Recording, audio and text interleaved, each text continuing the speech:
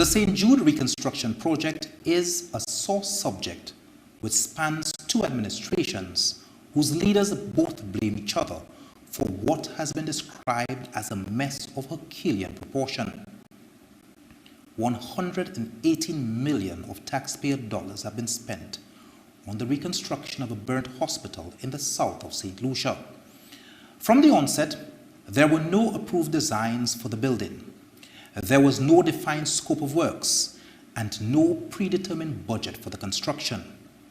The project consultant, the project manager, and the main contractors had no experience in hospital construction. There was little to no supervision on the part of two sitting prime ministers. What resulted was the greatest abuse of the national purse perpetrated in St. Lucia. Tonight, we follow the $118 million trail to determine why was this disaster allowed to fester for 8 consecutive years. Who were the benefactors, and more importantly, what would it take to recommission this hospital? Untold Stories presents St. Jude, the patron saint of lost causes.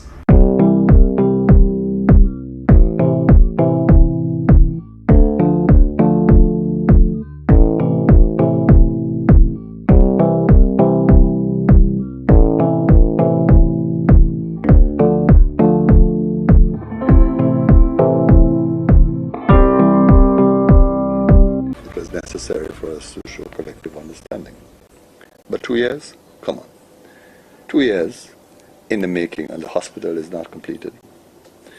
You will recall that the government gave several dates, made several promises to the people of St. Lucia that they're going to finish the hospital and it'll be completed by a certain month. And the latest, of course, is that we are told that the hospital will be completed at the end of December. The preceding was an HTS interview conducted with then opposition leader and parliamentary representative for Vieux-Fort South, Dr. Kenny Anthony, in 2011.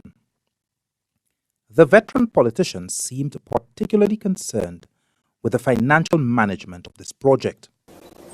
Several institutions and individuals made, as well as several foreign governments, made donations to the government of St. Lucia. To this day, they don't know how that money is being spent, what the money is going into. And there is no accounting, there is no updating, except, of course, as you heard, the occasional talk by the Prime Minister, to convey an impression to the public that there is movement. On November 11, 2011, the reins of power were handed over to the Dr. Kenny Anthony-led St. Lucia Labour Party. The new government's first priority was to open the health facility. Thankfully for the people of Vieux-Fort South, their parliamentary representative was now the Prime Minister, Minister for Economic Development, and the person ultimately tasked with the managing of this project. Naturally, his first order of business was to visit the St. Jude Hospital construction site.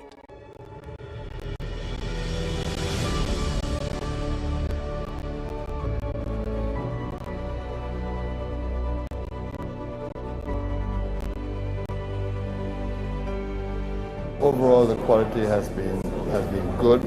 I found nothing really to complain about in terms of the quality of work.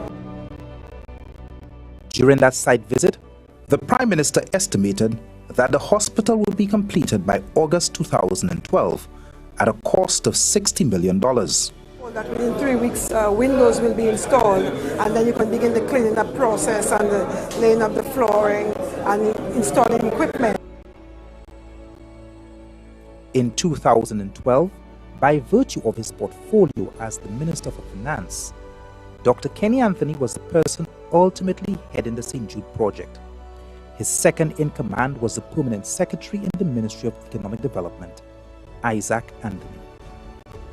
Isaac's task included direct supervision of the project manager, Shanta King, who in turn was directly supervising the work of the project consultants Halcro Group Limited, headed by Mandish Singh. When Halcro was first hired in 2010, their contract was valued at $277,000. Within 9 months, this contract increased by over 1,000% to $4.8 million.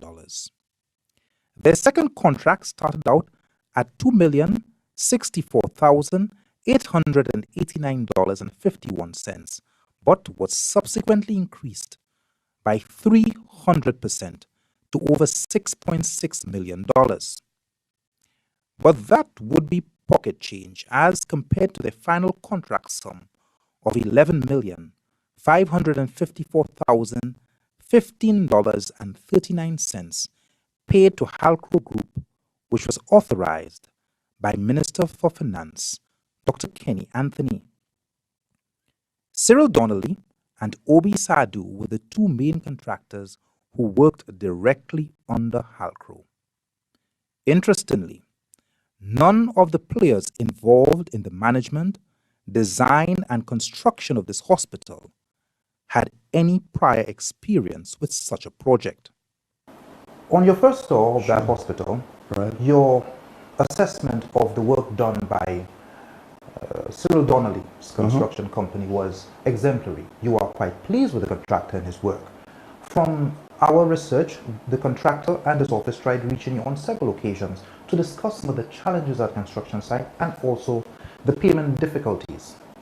Did you ever meet with that contractor? That is strange that there were efforts to reach me, because I can tell you my historical pattern is simple. Every Wednesday I am in Vieux Fort, and anybody can visit me in my office in Vieux Fort. Anybody. That includes Mr. Donnelly himself. Kenny Anthony visited the site 3 times while I was on site. And twice he asked me, how is things going, Donnelly? I would tell him, well, sir, there is problem on site and I would like to have a meeting with you to discuss it. He told me, give my secretary your number, you will set an appointment.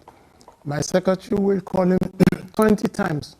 There will never have time for him to hear me out. And these are one of the reasons the project still suffering to then go down the drain. Because of the people that were supposed to hear the situation never make time to listen. Despite the challenges on the site, and true to his commitment to spare no expense to complete St. Jude, Dr. Anthony sought Parliament's approval to borrow $15.9 million to complete the project. Mr. Speaker, the St. Jude's Hospital reconstruction is another ongoing project that continues to be a priority for the government of St. Lucia. Government is committed to mobilizing the resources required to bring the reconstruction works to completion. Since the commencement of the renovation works, there have been a number of changes in strategy and expansion in scope of the works. This was necessary to ensure that the works being undertaken were compatible with the critical needs of St. Jude's Hospital, but also to facilitate improvements in clinical services. Mr. Speaker, I am anxious for the nightmare of the people of the South to end. I pray that, as promised, that all major works will be completed by August 31st, 2012 to facilitate testing and commissioning prior to the relocation of St. Jude's Hospital from the George Odlum Stadium. When complete, the reconstructed facility at Cantonment will remain the permanent home for St. Jude's Hospital. In this upcoming financial year, government has approved a budgetary allocation of $15.9 million, which is required to bring this project to completion. And with that, the completion of the hospital was set for August 31st, 2012. Fast forward from May 2012 to August 2012, and the hospital was still not completed. And what's worse was, the allotted funds had all been spent. As at 2011, when you took over, was there a specific budget to complete that hospital? No. There was an initial allocation. Okay. Yeah. Were there specific plans for the completion of that hospital, as in designs, and more importantly, were these designs approved by the Ministry of Planning? Okay. First of all, you did not have a dedicated allocation. In other words, you didn't have an allocation that says this hospital is funded to the tune of 130 million, 140 million. Can you see the clear and present danger with that? Obviously, there's a danger with that. That's why internal accountability becomes crucial, and that there are checks and balances. But I can also understand the reasoning of the former government from whom we inherited that arrangement. I think the problem was that they too were forced to construct a hospital to respond to the rapid and urgent need to provide medical care to the people of the South. The intention was never ever to stay in the stadium, so that they adopted an arrangement of flexibility, and hence, of course, the reason why they adopted this arrangement of using special contracts issued by the Minister of Finance for payment. In the circumstances, I thought that was a reasonable approach, and that is why I maintained the approach of keeping the existing consultants and the contractor on board. The change of government in 2011, what did that mean for the project? What did that mean for your scope of work? And what did that mean for your company? Destruction. Total destruction. We did dispense with the services of the contractor Why? for a very simple but important reason. We kept the contractor, I believe, for well over a year, possibly more than a year. I can't remember the dates. But part of the problem with him was difficulty in meeting payments to workers. Was he being paid on time? Yes, he was, as far as I know. There was a period of 7 months when he wasn't paid. Well, that's not the information that I had, because when I made queries as to why the workers were being paid, I specifically asked, well, look, is it a situation where we are not paying him or we are being held up in payments? And they were telling me, no, we were up to date with the payments. And it became a huge problem with the employees at the at the hospital, because they constantly complained to me that they were not being paid on time. And then the inexplicable delays in approach. And that is why, at that point, the decision was taken. Look, we better cut all losses with the then contractor and engage a new contractor. In fact, Cyril Donnelly was not paid for 7 months and had to seek legal redress. Not surprisingly, Donnelly was unable to meet his commitments to his workers since he was owed $1,162,509 by the government of St. Lucia. Some would believe that the contractor was fired because the contractor is a well-known UWP financier, and he was replaced by your friend, Obi Sadu. What would you say? I would dismiss that very easily. First of all, that contractor, as I said to you, was kept well over a year. We could have followed the precedent of this government and terminated it from day one.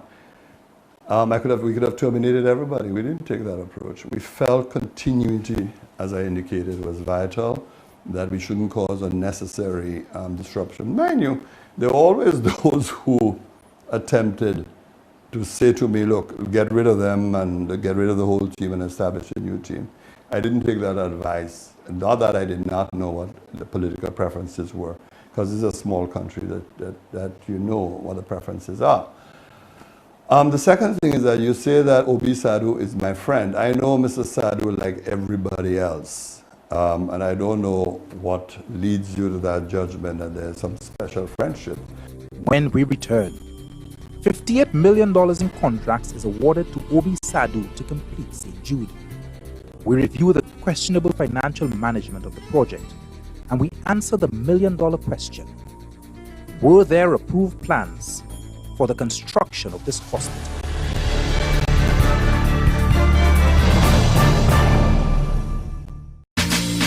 This is freedom, this is life, happiness is all I'm seeking.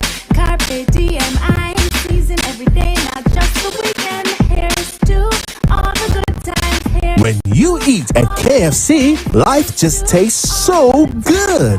Oh, I'm so alive and I'm feeling good, so good, so good, so good. Hey, KFC, so good for everyone. St. Lucia's home for quality tires. AutoServe, your economically friendly tire specialist. We stock the widest range of passenger and commercial tires. Quality tires for cars, jeeps and pickups. X-Ply tires for minibuses and more. Located at 4 Showing Castries. Call us at 451-8478. AutoServe, your economically friendly tire specialist. Thank God for AutoServe.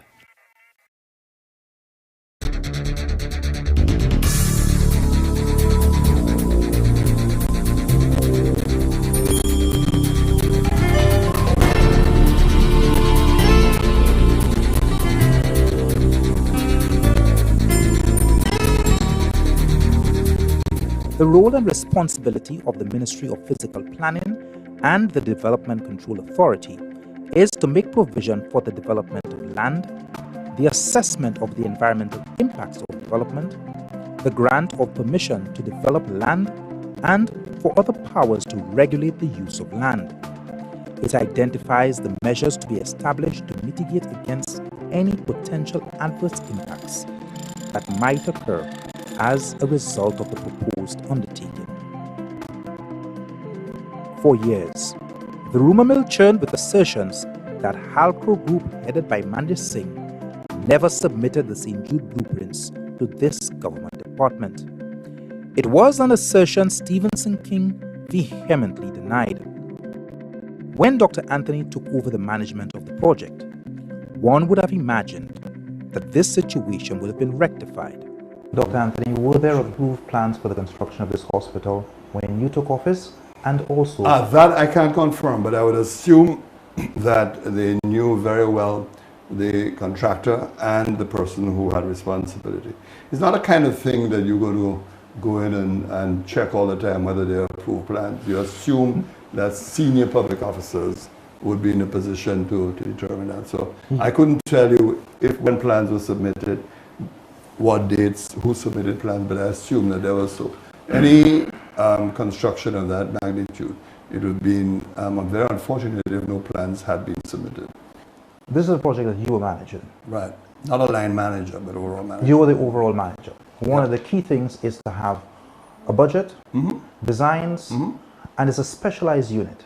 So it has to meet international standards, and more importantly, it has to meet local standards for our planning department, fire, health, and so forth. Would it surprise you to know that from 2009 till 2016, zero, not one plan for that hospital, no part of it, neither the reconstructed surgical wing or the new morgue or ambulance bay, nothing had ever been submitted to the planning department. I would be surprised to hear that, but I would not contest that because I don't have the knowledge. In June 2015, the Prime Minister secured the assistance of the Mexican government to construct an ambulance bay and a morgue. The project was completed within budget and on time. The only thing was that the architectural drawings for these two specialized buildings were never lodged with the planning department. The leader of the project claims absolutely no knowledge of this. Two new buildings and the same problems on the old St. Jude site continued with these two new buildings. What are the old problems? Let me finish, sir. Sure. There were no approved plans, no designs submitted to the government agency responsible for development control. Right. Well, we have covered that because you said that before. We put some of that blame on the former administration. But now you as the project leader on this, two new buildings, the same errors. Right. Why? Okay. We have covered that before because you asked me that question earlier on. So you were really asking me the same question. As I said to you, the assumption would be that if a ministry is in charge of implementing a project, that they would make sure that they secure all the approvals that are necessary. And I told you before, I'm surprised to hear you say this, because senior officials of the various ministries would be aware of that fact. Certainly, if I were told that, look, there are no plans, I would have asked, why are you then building a building with no plans? I visited the planning department and met with the Deputy Permanent Secretary, Hildreth Lewis, and Karen Augustine, who is the Chief Physical Planner. She is also the Executive Secretary to the Development Control Authority.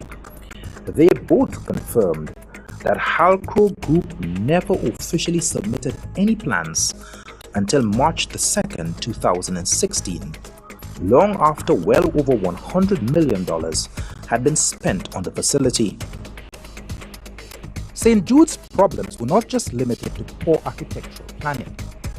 The financial management was also a nightmare. There was a very peculiar payment arrangement where the project consultant was... King, you mean? No. Project consultant was Mandish Singh. Oh, Mr. Singh. Right. Yes. Mr. Singh had a photocopied document from both Obi Sadhu and Cyril Donnelly giving him permission to hire all subcontractors and paying and negotiating for the payments for all subcontractors under their contract. Very peculiar arrangement. So in the case of Obi Sadhu, for example, his overall contract was for $58 million. What was actually paid to his company was nearly half of that. The rest was allocated by Mandish Singh and Halcro to a series of subcontractors. That definitely, from our research, goes against the Finance Act. As Minister of Finance, were you aware of these arrangements and were you comfortable with them? Okay. Dale, you're welcome to make judgments about what is legal and what is illegal and what is contrary to the Finance Act. That is your assessment, that is your value judgment, and I don't know whether you're in a position to make that kind of statement. But let's let it fly. Let's go past. But I'm just saying that one has to be very careful about statements like that. I would not know the internal arrangements between contractors. What I would know is that in accordance with the budgetary allocations and arrangements, payments would be made to contractors on the basis of certification or on the basis of the approval of the project coordinator, and those payments would be made from the ministry's allocation. Unless you become aware of something untoward or something unusual, then of course you're not going necessarily to probe, because you assume that whatever is being paid in accordance with existing procedures. But your job you there have is to not to remember, assume. Your job there is to verify as the person responsible for the finance. that is why I indicated to you, just to be sure that there were no issues regarding payments estimates. I ordered a few weeks before the general elections, well before the general elections, by the way, that we do an audit to make sure that we're on top. You were persuaded to ask the director of audit to do that particular audit. No, I didn't ask the director of audit. I requested the permanent secretary in the department to arrange for an audit to be done. Yeah. Or vice versa. Or she has choices as to how she's going to do that audit. You could get a private audit or a public audit. What were the red flags that caused you 4 years down the line to say, oh, something might be wrong, let's audit this? There were no red flags that something was wrong, Dale. Auditing government projects is a normal part of the process of any project implementation. For 4.5 years, sir, were there any financial statements on this project? Yes, we received financial statements through the permanent secretary, especially at budgetary time. There were multiple addendums that came to your desk for signature without the supporting documents for these addendums. After speaking with the accountant for the project, the former permanent secretaries as well, quite a few of these addendums came, they were signed, and they were in many cases nearly 100% increases in the cost. So, what management did you use? Okay. I would ask you to give me proof of all these documents that you are saying, because you're assuming that this is the case. And you are quoting things that I am not seeing before me. What I can tell you is this, that internally within ministries, when requests for payments are made, that it is the responsibility of the ministries to go through the figures. You don't get a pile of documents as a minister. You get very basic documents with the information after the clinical assessments have been done for the request for expenditure. That's how it works. In fact, Untold Stories did carry out research and pulled out several of these addenda authorized by the Ministry of Finance without any supporting documents. The scope of works on the St. Jude reconstruction was forever evolving, based mainly on requests from the St. Jude Hospital Technical Committee in the form of additional rooms, storage areas, canteens, and variations in floor plans. Changes which were regularly added to the cocktail of an ongoing construction that had no specified budget and thus contributed to the dreaded phenomenon of scope creep. We're seeing the culmination of a lot of work that has gone into this whole process. And I suspect that finally we're seeing light at the end of the tunnel. I was talking initially of a hospital being constructed at 30 million. It's now in the vicinity of 47 million. I think by completion it's going to be about 60 million. But you know what? I think it's going to be money well spent, because you're going to have, as I said, a new hospital, increased facilities, brand new facilities, equipment that we never had before here at St. Jude's. All the best for 2014, and to make that pronouncement that this is the last January that they're spending on this ground, and very soon we're working very hard to see how soon that we can move to the new home, which they are so excited about, and I want to be part of the transition. That hospital will end up costing the government of St. Lucia $130 million. And you know what? I will find it. We are finding it.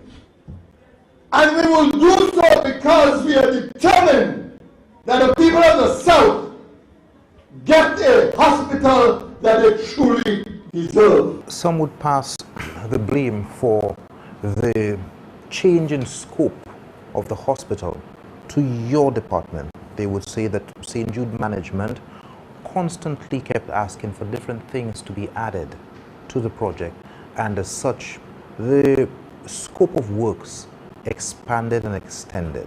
What would you say? In as much as managers and supervisors made requests, and I say request, of what they desire to have within their spaces for their specialist areas, I think the onus was on the project to guide managers. And from my recollection and visiting the site, from what I'm aware of, the specifications that were given by staff, that was not what was on the ground. What were some of the challenges? Well, the challenges were, for example, keeping the cost down, because at the end of the day, the Prime Minister wanted to see the cost down, and that was our main concern, keep the cost down. So every meeting we had, we were looking at and make sure that we needed to keep the cost down, and that was the main thing. But at the end of the day, and that's why, I don't know, do you have a meeting with Shanta, for example? No? Shanta King has refused to take, refused to have an interview with us and also provide any information relating to this project. So did you ask her why? Because I know Shanta is very straightforward. I'll put my neck on the block for her. Well, I wish she would have been straightforward in this case, because well, maybe there's a reason why she doesn't. For 4.5 years, you offered St. Lucians 4 different opening dates.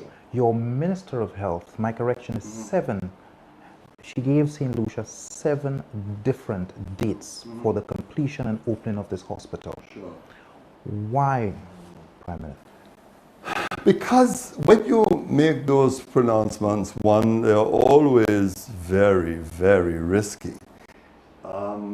You made them 4 years in a row. Yeah, but the second thing is this, that you are going to make these pronouncements sometimes on, well, most times I would hope so, on the advice of the technical personnel who are in charge. I mean, it's like the new hospital So the deal. first year they give you this Yeah. date for opening and it doesn't happen. Right. What do you do? And the second year, you go ahead by saying it's going to open in October, and it doesn't. And the Right. third year, you have the very same thing, and then your Minister of Health goes about saying the very same thing multiple times. Right. What level of confidence do you expect the people to have? And more importantly, Of course, I think who people are the are justified. Who are the people giving you this advice? Yeah. Why are you taking it? Why are you saying it? And then having to repeat consistently changes. Yeah. Obviously, where deadlines are not kept, people become suspicious, people become cynical, people become uncomfortable. The decision maker is often placed in an uncomfortable position, and that is to reassure persons that whatever is being done will be done in good time. I mean, this is one of the liabilities of public office. And I think some of those dates were in fact given in very good faith. When we return, the electorate fires Dr. Kenny Anthony. St. Jude's reconstruction is halted, and we examine the structural deficiencies of the hospital itself.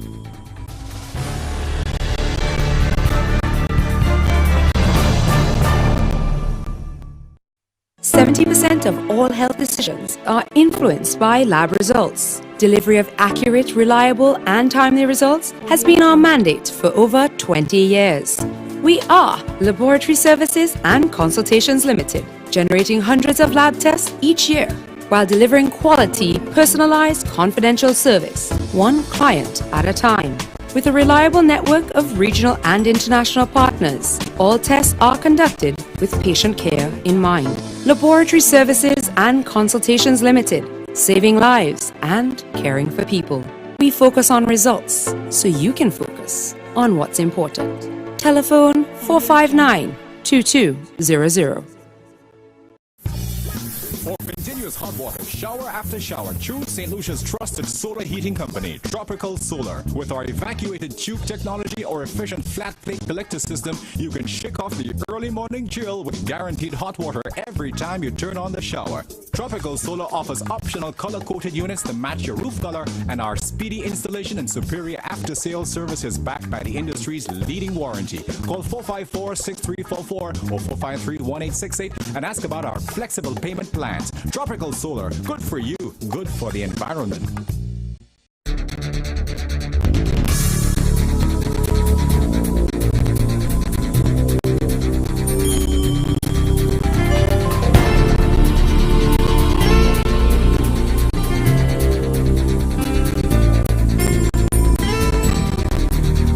SLP General Secretary Leo Clark confirmed Thursday that Dr. Kenny Anthony would indeed be stepping down officially before the end of the week. The political cycle ended on June 6, 2016, and Dr. Kenny Anthony and his party were left out in the cold. The people of the South never experienced the promise of an ultra-modern hospital, and with a new cast of actors being sworn in, the patron saint of lost causes would yet again be kicked around as a political football. Shortly after assuming office, Guy Joseph, the new Minister for Economic Development, and Mary Isaac, Minister for Health, toured the site. What they observed was, according to them, vexing. I think we have reached the point where the project coordinator, where the consultants working on behalf of the government needs to come and explain to the people of St. Lucia why this project has taken 6 years. Why have we seen so many other buildings being built around the core of the hospital, while the hospital, the buildings that are needed for the operations of the hospital is incomplete after 6 years. You are on that site on the first visit. Shanta is with you. Is Mandish there as well? No. In 2016? No. Why isn't Mandish there? From every bit of information that I have, Mandish was very absent from the project. How could he have been absent from the project when the government was paying him $49,500 a month to manage the project? Well, that is a question that I cannot answer. That's a question I can answer from now moving forward. But everything that I saw in my reviews was signed by one named Conrad. Conrad Emmanuel. And from my knowledge, based on the documentation that I have seen, I went through a list of the registered engineers on the island. I went through the Engineers Registration Board Act, and I do not see the Conrad as a certified engineer in St. Lucia. The new minister stopped the project, and in an unprecedented move, Halcro Group's contract was terminated. Shanta King's contract was not renewed, and a technical audit was commissioned to ascertain the true state of the project. When the news came that the construction process will be halted and an audit will be conducted, what were your thoughts? I actually thought that was a good idea. I thought that was a good, because let's go back to what I said a little bit earlier. In fact, I wish that Dr. Anthony had done that when he had taken over, I think, in 2011, because to continue in the same vein would be to continue the same process that puts us in the trouble that we're in. So clearly, one had to create a punctuation mark, a full stop, bam, and let us see where we are and then plan from here sensibly. Did you agree with the project being stopped and an audit being conducted? It is clear from reading the report that Minister Guy Joseph has been vindicated in relation to his decision to stop the project and to have that review. The technical audit conducted by FDL Consult determined that out of the 25 buildings which form the facility, most are only 50% complete, except for the ambulance bay and the morgue. The report also determined that most of the emails on behalf of the government of St. Lucia, through the project manager, circumvented the government email server and were instead transmitted from the private email of Shanta King. Retrieval of these emails to validate transactions was therefore impossible. Untold Stories telephoned Shanta King, who is now employed with the Caribbean Development Bank. She was uncooperative, she refused an off-camera interview, and also refused to provide any clarification on anything related to this project. It should be noted that Shanta King also refused to cooperate with the project auditors FDL Consult as it relates to providing information on her role in the management of this project. We tried contacting Mandish Singh on more than 20 occasions. He never answered or returned any of our calls. So, we waited as he showed up for work. My name is Dale Elliott from Untold Stories. Would like to ask you a couple questions. Number one, Mr. Singh, why weren't there approved plans for the construction of this hospital? Why didn't your firm ensure that these plans were approved, Mr. Singh? Mr. Singh, why won't you answer our questions? Why did you order millions of dollars worth of equipment for this hospital and now they're useless? We also sought clarification from Conrad Emmanuel on his professional qualifications and remuneration on this project. My name is Dale Elliott. I'm trying to reach you about the St. Jude reconstruction project. The question is, Mr. Emmanuel, were you a registered engineer at the time you were participating in that project? Were you working for Halcro at the time? What was your role and responsibility? Why won't you answer our questions?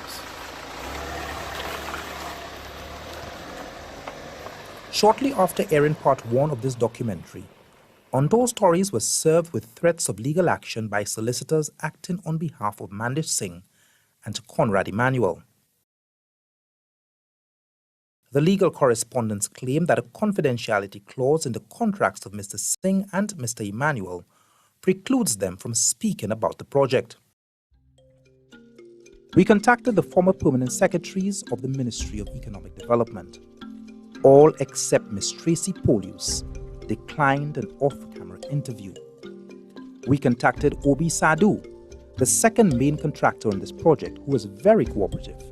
However, he refused an on-camera interview. The technical audit, which cost taxpayers $980,000, was a catalogue of a series of catastrophic engineering, financial, and project management failures. The technical audit was where our troubles began, because then we realized we do not have DCA approvals. The building is not drawn to it's not built to specifications of a hospital. When I spoke to the plumbers, they told me if you see a sketch that shows that the pipe is running in the right wall, most likely it's in the left wall. What else did the audit discover? Audit discovered that every single contract that was issued under this project was by direct award. Over 21 direct awards given under the project. The selection and the pre-selection of contractors, we could not understand.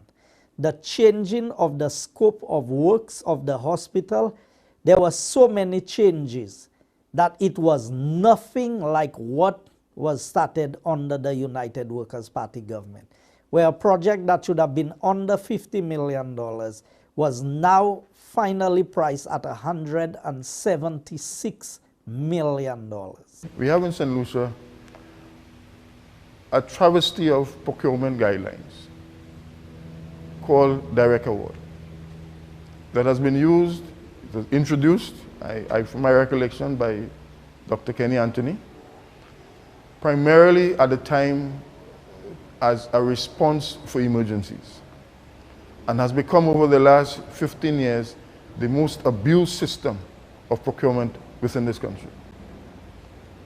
Every government, the SLP government, the UWP government, have pursued direct award as the modus operandi to dealing with the execution of contracts. In fact, ironically, there is a report done, I believe it's by the UN, that looked at procurement. And in the report, it said that 86% of the major contracts in St. Lucia were given by direct award. That is how bad it has come. The audit also revealed that Conrad Emanuel, seen here on multiple tours with government officials, who was acting as a site engineer, neither possessed the academic qualifications of an engineer nor the requisite construction supervisory experience. Yet, his salary was increased by 83% during the lifespan of the project, with no increase in his responsibilities or qualifications, from $9,000 monthly to $16,500.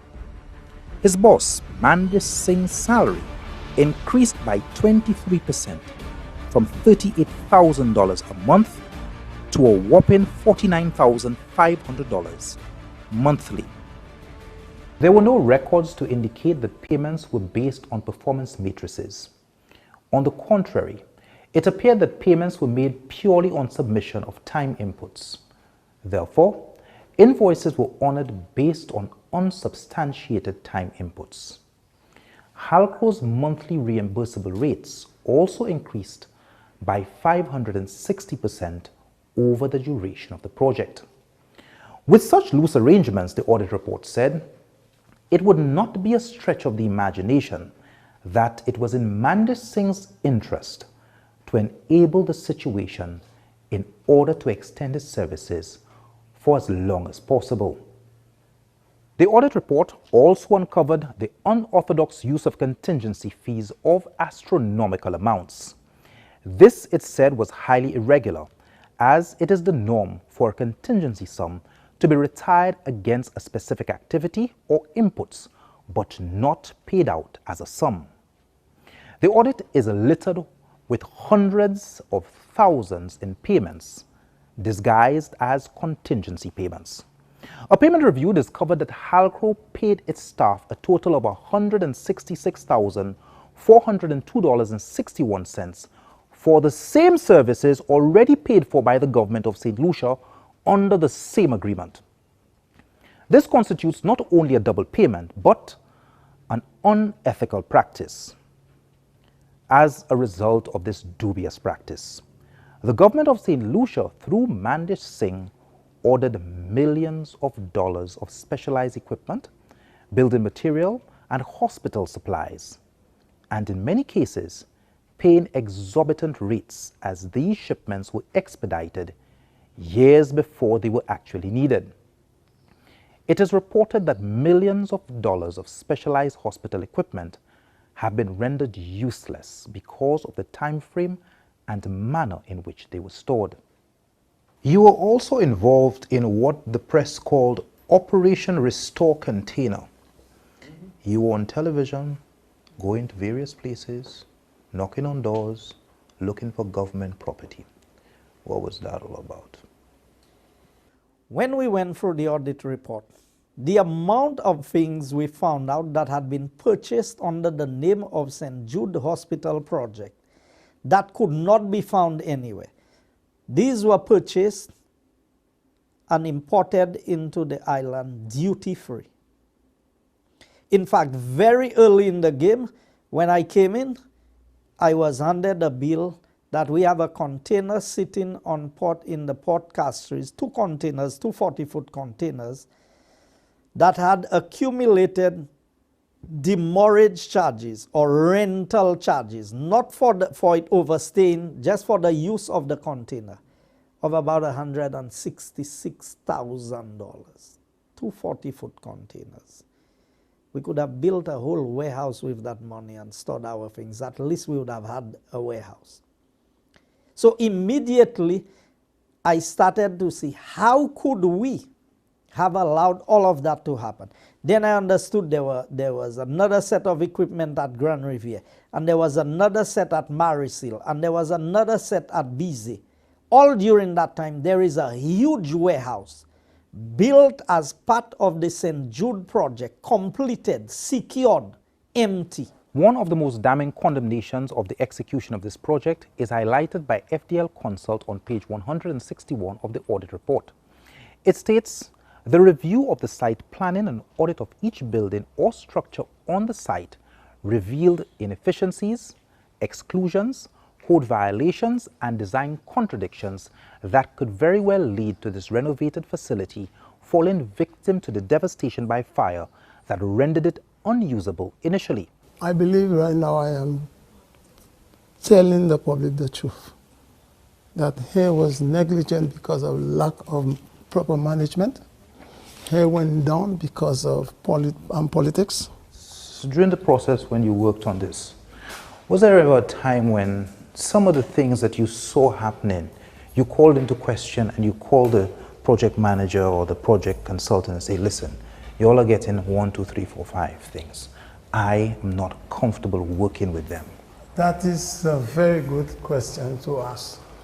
Yes, but when I called the project manager, which was Shanta King at the time, so many times, enough that when I questioned her why you are not taking my calls, she will tell me, do not ask her that question again because she's not working for me. She's not one of my staff. How can I bring up my dissatisfaction to anything to her when she is not taking my calls? You can only talk to people when you have contact with them. I find it interesting that the morgue and the ambulance bay have both been constructed and also completed to specification and on time. Who were the contractors on that project and how was it handled differently compared to Standard St. Jude? Well, the management was different. Why did you agree to this interview? For the truth to come out, the misled of what took place is not what that was published or been said. So I find it is honest to the public that they know exactly what was going on and what took place and why. When we return, we examine what it would take to complete and commission St. Jude Hospital.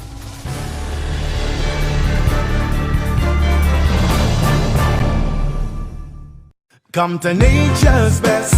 We are the natural and herbal food store at nature's best.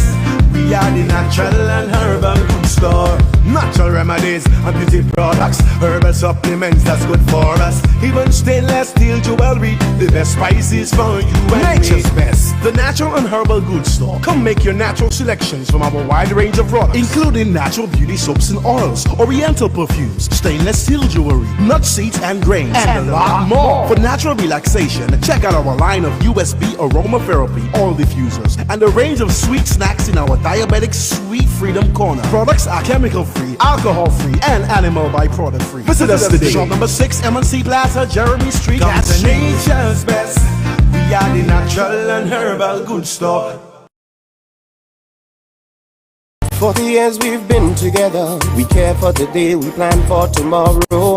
40 years we've come a long way. Now hand in hand we'll shape our tomorrow. Labry Credit Union at 40 and beyond. We always put people first. We always put people first. Labry Credit Union, celebrating 40 years of transforming lives. We always put people first. We always put people first.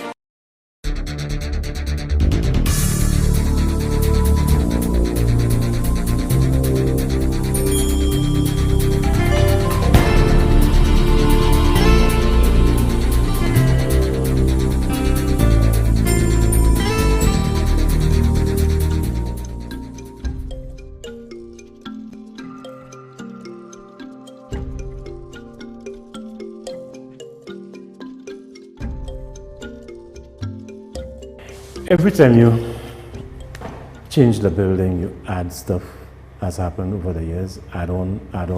There were reasons why, I'm told, maybe funds came available, so let's add on some more. And we got some more funds next year, so let's add on some more. If every time you do that, you're going to affect the entire layout of electrical and plumbing. Every single time, and air conditioning. Every time you go break rooms, the AC system would have to be redesigned. The audit report picked up anomalies and errors and gaps in the in meeting fire regulations. $60,000 was paid for pumping water out of a foundation of this facility. Which foundation of which buildings?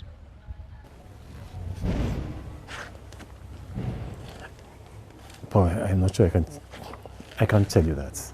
I mean, that's buried works. So in this business, when it's buried, it's gone. $60,000 gone. Moving forward, you spent $800,000 on an audit. The hospital site is shut. There's no work going on. The people in the south are hemorrhaging. The nurses have no idea when they're going to go back to their original home. People want to make it an issue that we've spent $800,000 for an audit. But we've spent $118 million on a facility that should not have cost us $50 million. And nobody wants to be held accountable for the failings. And I'm telling you, both governments have to take their share of blame for the mess that St. Jude has found itself in. Because there are no approved drawings for the building, we had to get the architect or the consulting firm that did the technical audit to go in and do as-built drawings. So draw the whole building as it is, to submit it to DCA so that DCA understands what is there presently. Then reconfigure it to meet the specifications of a hospital. So where you have the corridors of 1 meter and you need the 2 meters, you need to break down the wall. You have wards that you cannot bring in a stretcher into the ward. You have wards where there's a column in the middle, and for you to move one bed, you have to move all the other beds. We are working on a project to try and get 70 beds into a hospital that should be 115 beds. and we are having a lot of difficulty even getting 70 beds in there. We may have to go down to 60 beds. There were 3 operating theaters identified. Only one meets the specification requirements of an operating theater in terms of square footage. The other 2, we have to combine it together to try and make one. We have an area for emergency. You can go and see the door. The ambulance cannot get in there. The space is so small. Where you have to enter with the people is where the persons attending to them is sitting. So we have to build a whole new configuration for the emergency section of the hospital. This is what it is. Without the technical audit, none of this information would be available. And all we would do is finish the nonsense that started out as the hospital. And I refuse. I will take my blows from everybody. But at the end of the day, if I will deliver a project for St. Lucia, I want to deliver a project that I can be proud of. Once we start construction work, I'm giving ourselves 6 months to finish the construction work. I hear you. So I hear you, Mr. Joseph, but this does not sound realistic. Wow. I want you to understand that. Because the same words that you're using now, we've heard these words with conviction from Dr. Anthony. We've heard these words with conviction in the House of Assembly from Stephenson King. We've heard them all the time from Alvina Reynolds about moving in dates and so forth and so forth. Now we understand the clear plan from you. We have not decided what it is going to cost, how the government is going to get this money. But there is a 6-month time frame? Come on, Mr. Joseph. No. You need to understand what I'm saying in the context. If construction work starts in September, then we will finish construction 6 months from September. I did not say we will open the hospital 6 months from September. There's a difference between being able to complete the construction process and being able to open the hospital. The part that I am responsible for is the part of the construction. Urgency of St. Jude, I expect to run 3 shifts there of 24 hours. So I know the work is not easy, but the contractors who are going to come to work, they have to understand that they will run 3 shifts, 24 hours a day. How much is it going to cost to complete this hospital? We do not have the final price because we do not have the final drawings. In terms of the budget allocations, there's $19 million allocated for this phase of the project. I have been in discussions with the Prime Minister that the $19 million will not be sufficient for us to complete the hospital. So he's already making provisions so that whatever shortfall of revenue we would have would be available as soon as it is needed so that the construction process can be completed.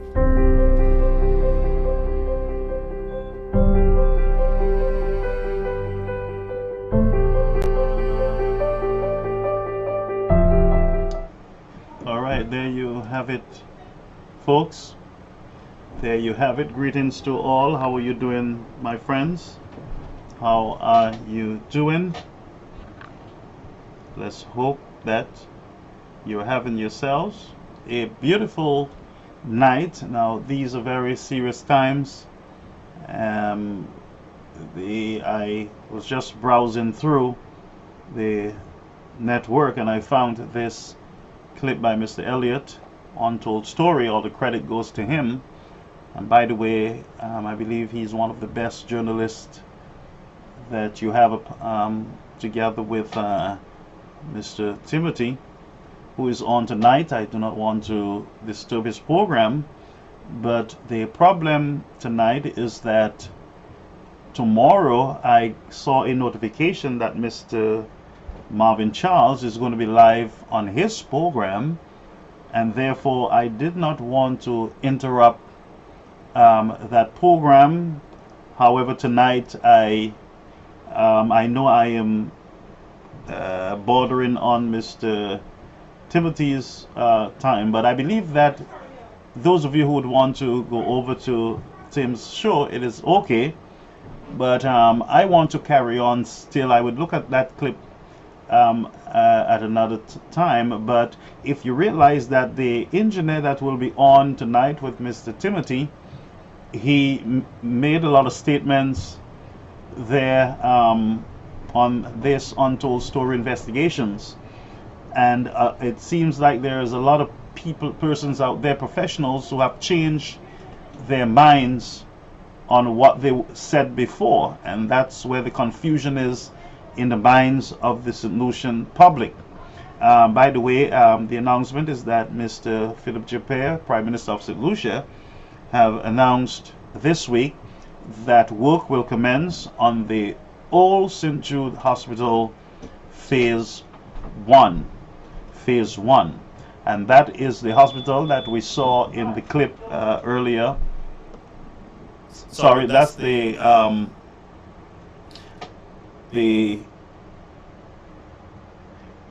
yes, that's the hospital that we saw in the clip, which is the Old St. Jude Hospital. And he indicated that phase 1 is going to be the fencing and exterior. The fencing and exterior. We are left to do a lot of speculating because sometime last week we saw a clip. Where an engineer, there is another engineer on Hot FM who indicated to us that he cannot understand the report. The report was done pro bono, and they were given very short time to do that study. Also, he indicated that the team of investigators did not look at the phase 2, and that is the new modern hospital that Mr. Alan Chasney erected during his time. They call it a shell or a box, but it is a hospital. It is a hospital. It's not completed yet, so it's going to be empty. It's going to be a box, and so that's not even something for discussion. Those other little hospitals, they were boxes before anything, before they got windows and all the other things. So let's not major in minor. What I'm saying, let's not deal with these little play of words. Let's deal with the real issue, and that is from $60 million under Mr. Kenny Anthony. $60 million. It went up to $130 million. Then I'm hearing $176 million, and the price keep going up. It keeps escalating, and it seems like there is no end to spending on this hospital. All right, so I am saying we got to focus on what is important. There is a new structure, and there you have 25 different buildings of another structure that was part of the phase 1 hospital. Now, there's a lot of issues out there with persons who are doing the studies on behalf of the government, and they have come to the conclusion that the better option would be the phase 1, which is the 25 buildings. That would be the better option. Now, there's too much politics involved in this hospital, and as I said, people need to respect the lives, the families who lost their loved ones in this fire. If you can do anything as a country, is to have a little more respect for the families who have lost loved ones there. It is real, the pain is real, and I believe every time we prolong this discussion on this hospital, we are inflicting more pain on these families. We are inflicting a little more pain on these families. And so the ideal thing is to finish the entire project. Finish the hospital. Don't allow $1 to go to waste anymore. And I believe the most constructive thing that should have been done, I'm not sure, I'm just speculating again, is that there should have been a proper study on this property. One, and the important study that you need now is final cost. What is it going to cost us to finish phase 1 or phase 2? Up to this date, we have not gotten any figures on that. 2, how much is it going to cost to put up a fence? And what do you consider to be external work? I believe that the most important part of this project should be the inside of the building. All the cosmetic stuff on the outside can be dealt with. But if we are serious about the hospital, you can do both the fence and you can do both the inside at the same time. Or what you need to do is to say to the St. Lucian people, whether you're having financial difficulties, you're having problems in securing monies to finish the hospital. Then we can talk at a later date on the total cost and why the taxpayers had to pay so much money for a project like the St. Jude Hospital. You can deal with that after, but the important thing now is to get the people out of the stadium into the hospital. That would be the important thing. That would be the important thing. And I believe that politics is playing out in this thing too much. People have their ego high. Nobody wants to touch the phase 2, the new hospital, because the UWP will get praise. Another one don't want to touch the old one because there is no praise in the old hospital, you know. The old hospital is an embarrassment. The old hospital, it is an embarrassment.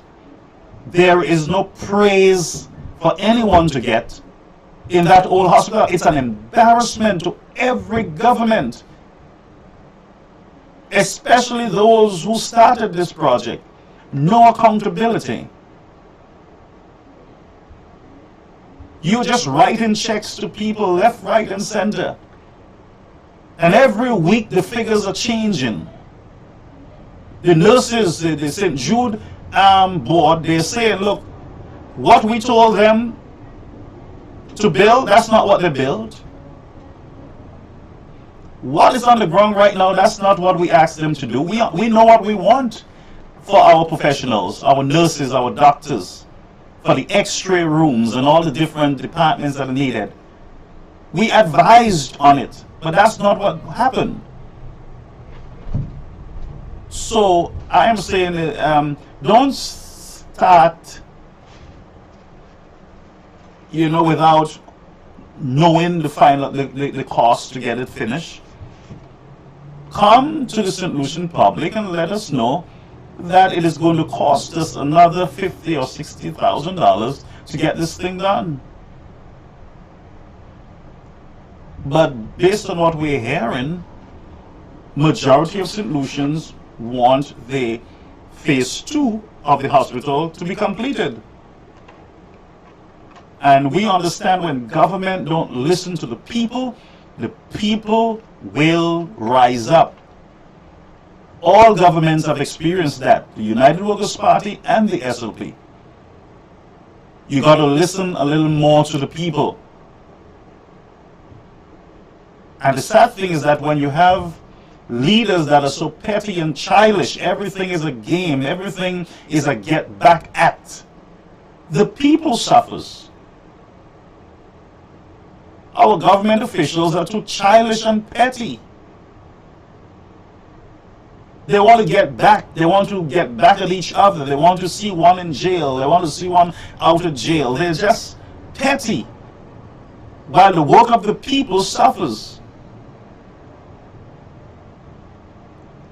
The sad thing is that the same persons who are shouting and screaming, their fingerprints are on the hospital.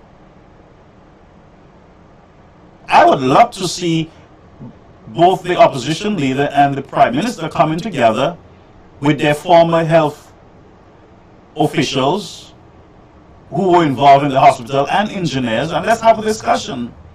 Enlighten the people so that there will not be speculation.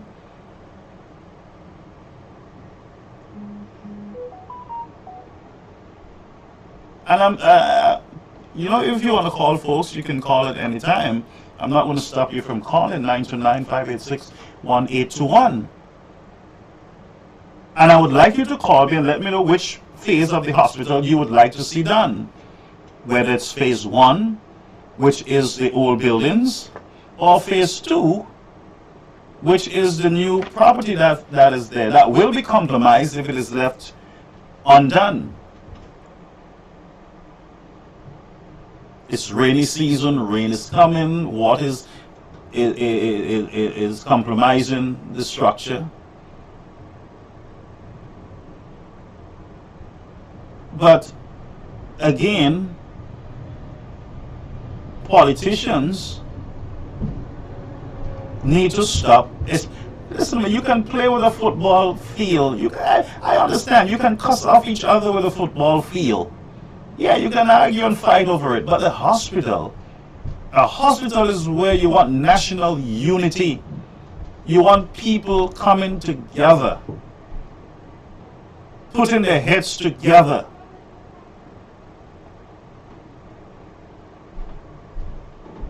And the problem is that the present government, they're trying to prove a point by trying to tie the hospital around Mr. Chastain's neck, when they know fully well that they have not been clean with that hospital. They gave 7 different dates. The SOP gave 7 different dates, and plus I'm sure there's going to be 2 other dates for the completion.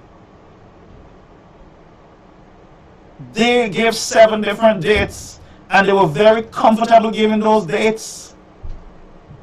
And while they're giving those dates, the price keep escalating from 60 million to 130.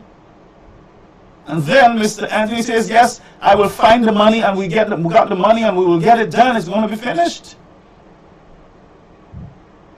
And then you have the health ministry leader at the time, minister, I think is Miss Reynolds, on the Mr. Kenny Anthony, went to the people at the stadium and build up their hopes into them. Yes, finally, we can see the end of the tunnel, when they know fully well that there was no end of the tunnel. There was confusion. And I don't know when we will open our eyes as a people and realize that you, the people, are being played. And they understand who you are, you know. You are being played. And you have persons who do not have the interests of the people of St. Lucia at heart.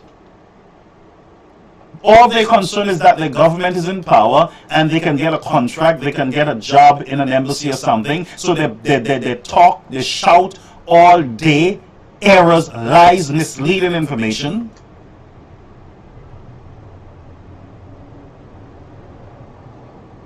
And it's the level of ignorance that I speak about. Now, I hate to see an ignorant person when there is information enough for them to make a decision. They are still walking in ignorance. There's so much information out there. The evidence is there before them. But the level of ignorance, it is so ridiculous in 2022. These are not the dark ages. This is the era of technology and information. Don't you see that they cannot control the press? You shut a radio station down, but you can't shut down the internet. This is the era of information and technology. People are not in ignorance anymore. People do not have to wait on HTS to carry a camera into Vieux Fort by the hospital. They can see it on Facebook. They can stay in their homes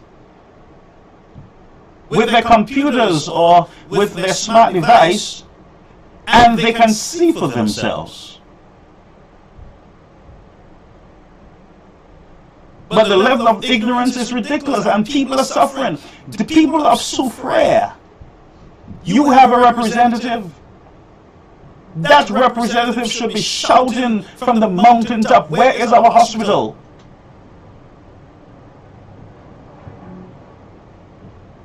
All of these government officials who are representing Vieux Fort and the surrounding areas should be leading the charge to get this hospital finished. But they are quiet, they are silent, and they are playing a dirty game with the people of Vieux Fort.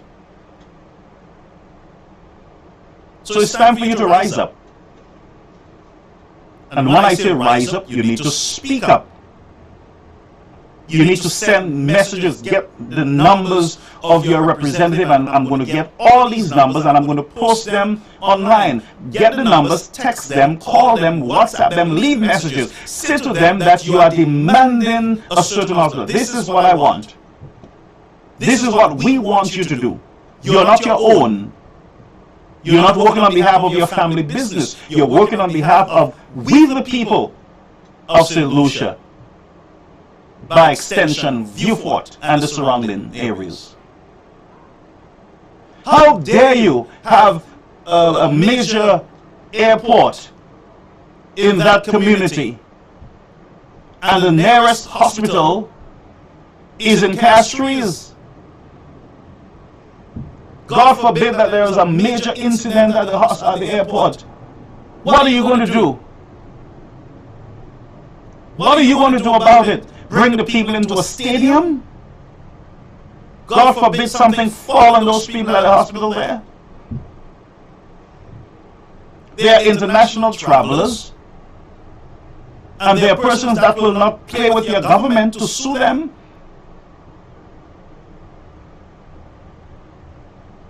What are we doing as a people? I'm begging you folks, stop acting ignorant and start thinking and reasoning for yourself. If something happened to you and your family, you have to go into the stadium. With a new hospital, you walk into a brand new hospital that is safe for you and your family, and you can get the service that you need. You can get the service that you need. Huh? Think, you gotta think. Forget about this color thing that is blinding you. Huh?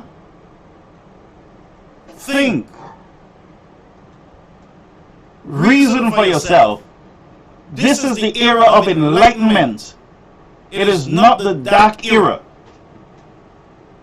And it is not certainly not the time where the priest would be the only one with a Bible and everybody else would just listen to the priest read their Bible. Everybody have a Bible.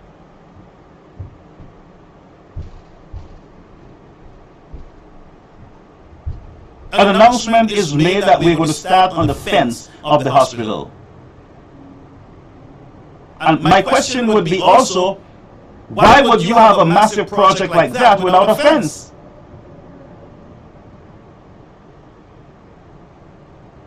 Is there not a fence? Is there not a gate to such a massive, important medical project? And the question is, if there was not a fence and a gate with a security, what is going on in this country? Millions of dollars is being spent, and I am sure somebody got paid for the fence. I'm sure somebody got paid for the fence. And the question is, what will be the cost of putting up the fence, and what type of fence are you putting up? Is it a temporary fence? What type of fence are you putting up? No, you don't have to answer it. And I believe that you don't care about answering it, because the way you walk around telling everybody that you won,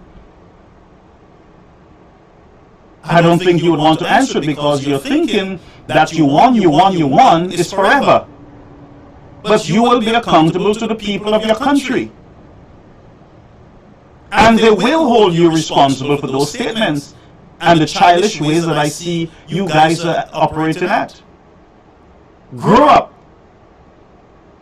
The Bible says when you're a child, you act like a child, and now you have grown up, you act like a grown up. Act like a grown up. Act like a controlled, disciplined leader. Yes, you will want to cuss Mr. Shastney out, but at least control yourself in public and cuss him out in private. You have his cell phone number. Tell him he's ugly. Cuss him out. Tell him he's black, he white, he pink. But do it privately. What we want to see, we want to see a government working for the people. We want to see policies that will impact the citizens of the country, the poor, the older people, the children, the adult. Every human being on the island should be taken care of. That should be your number one focus. Your number one focus should not be on your win. When you win, you are no longer SLP, you are the government of St. Lucia. And if you are the government of St. Lucia, then you have to represent all people. And you don't cuss off half and say, you lose, we win. You do that at the beginning, at your victory party. You drink, you shout, you laugh, you dance, you boo the other party. Of course, the other party will deserve it if they win. They deserve to boo you also. But enjoy that moment, and it should be a short moment. But after you finish enjoying the victory, get to work. Get to work. Don't go and tell people to protect victory. How do you protect victory? You protect victory by working for the people of St. Lucia. All the people. It goes to all governments. When you are elected, you work for all the people of your country. You have to leave at some point your red flag at home or at your office, your constituency office. Leave your flag there. When you go into government business, you're going on behalf of the people of St. Lucia, because it is not the SLP or the UWP alone that are paying you. Well, let me just correct myself. If you're an SLP government, it is not the SLP who voted for you that are paying you only. The United Workers' Party citizens of St. Lucia are also paying you. You are also accountable to them. You are also accountable to them. So get off the high horse and get to work.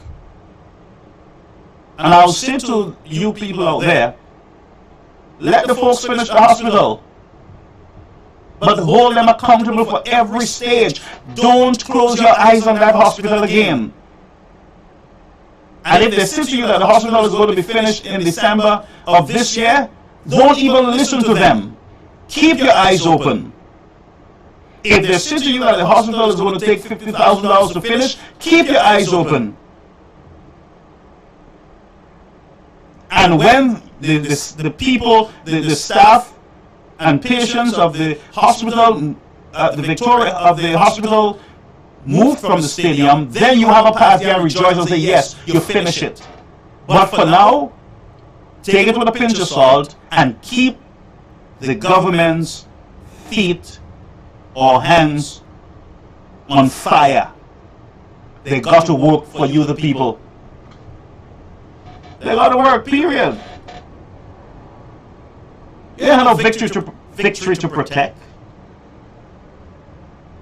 When you are in opposition, you give the government no breathing space to function even through COVID. Now you want breathing space. Render unto Caesar the things of the Caesar, and do unto others as you would have them to do unto you. Now, the pressure is on, and the people are saying, we want this hospital, and we don't care what you say. Give us our hospital. We don't care how many of your folks you pay to insult people out there. Our focus is the hospital. People, you got to stay focused. Don't allow some numbskull people to come and insult you and you get thrown off from your thing. Don't curse nobody out. Stay focused. I'm focused. I don't see half of the documents anymore. Why? Because there's a mission. You got to stick to that mission. People will come with all kind of craziness. Stick to your mission. And the mission, I believe now, is to have a proper hospital for the people of Beaufort. Well, I don't know if the people of Beaufort want the hospital for themselves because they're very quiet. If I was living in Beaufort, I would be shouting every day. I would be screaming every day. You protest for the wrong things. You people, and I'm speaking to you, and I'll call you you people, you are protesting for the wrong things. You're protesting for rum. You're protesting for carnival. You're protesting because there's a barricade in the Constitution Park and you can't get too close to the house. You are protesting for everything that you should not protest for. But here is health care, where the possibility is there that you or your family can end up in the hospital. Huh? Let's talk. Let's talk, and the lines are open. Let's talk, folks. You're protesting for the wrong thing. You're getting excited for the wrong thing. If somebody call you a Malbuick, don't get excited for that. Are you a Malbuick? You ain't a Malbuick. Ain't take that on. And the new fight now is Marvin Charles is the PRO of Alan Shastney. Reverend, those are not important things. Those are small-minded talks. Deal with your social issues. Alan Shastney's picture is in the public domain, and Marvin Charles, myself, anybody else can take his picture and put it behind on the screen. Does that mean that they are speaking on behalf of Mr. Shastney? Now think about when all these insults were going on before elections. Were they speaking on behalf of Philip Japere? Can we say that? If the answer is yes, then we have a major problem.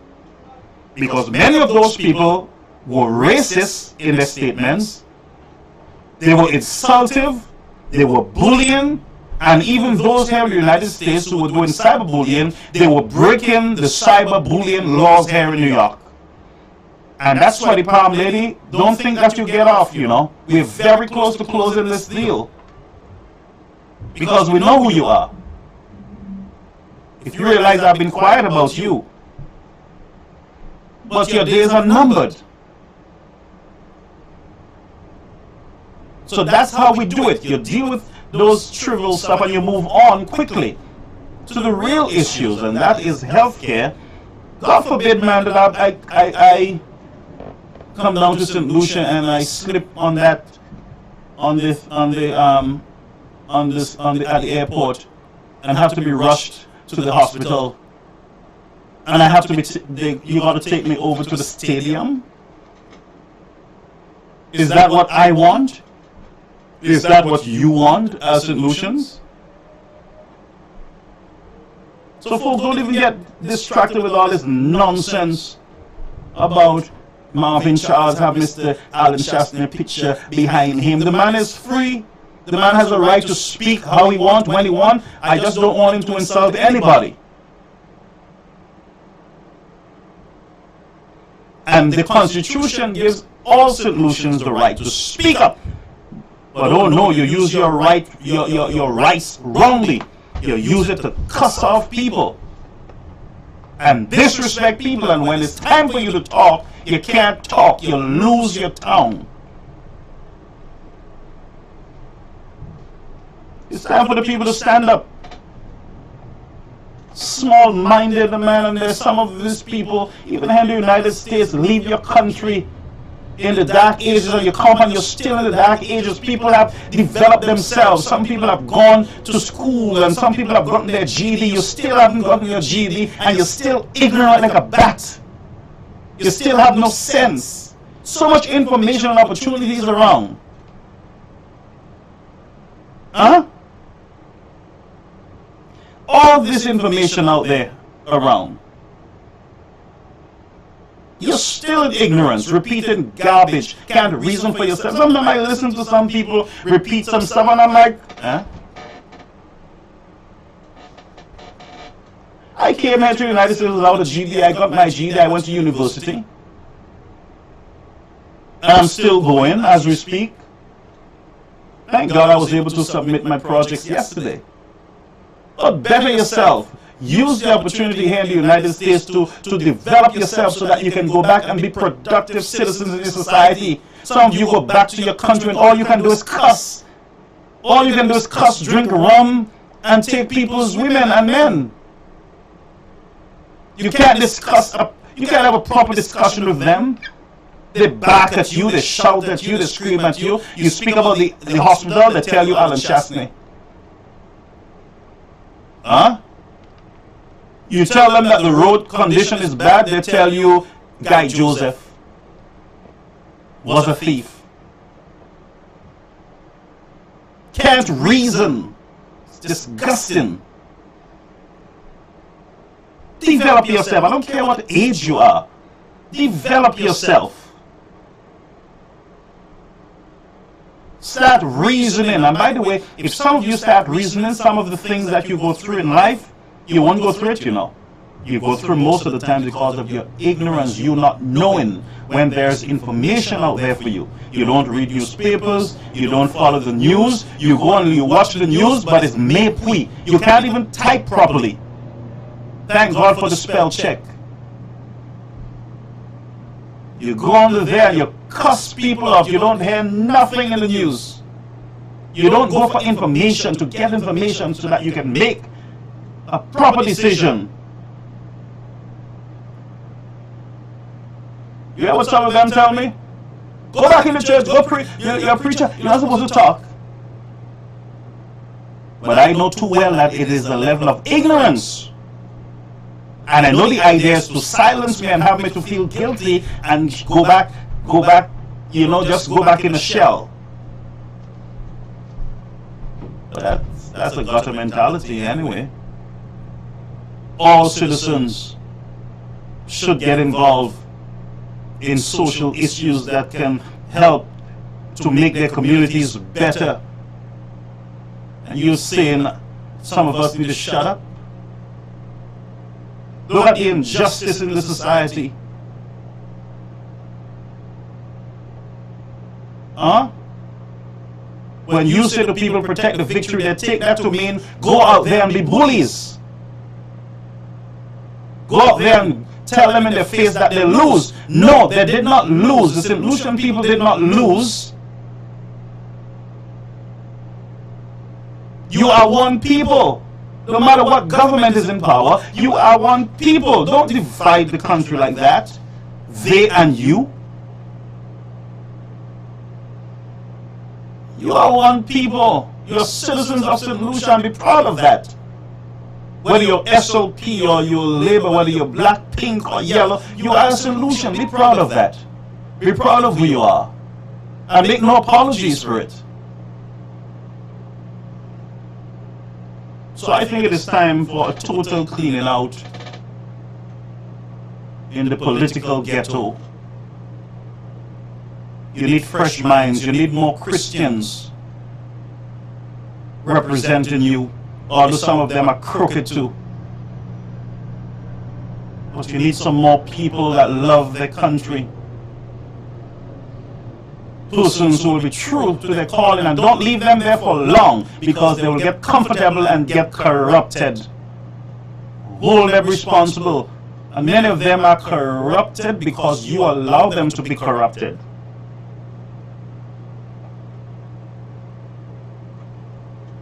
So I'm outraged tonight, and I'm dissatisfied with the level of discourse in the country. People cannot discuss without getting cursed off. How these young people are going to get involved in community service? How are these young people going to get involved in serving their country with pride and dignity when they get into politics and they get into these social groups? They got to expect all this nastiness from these hard-back old people who the country should retire, send them home. Some of these people in politics need to be sent home so that they can live under a different government system, so that they can understand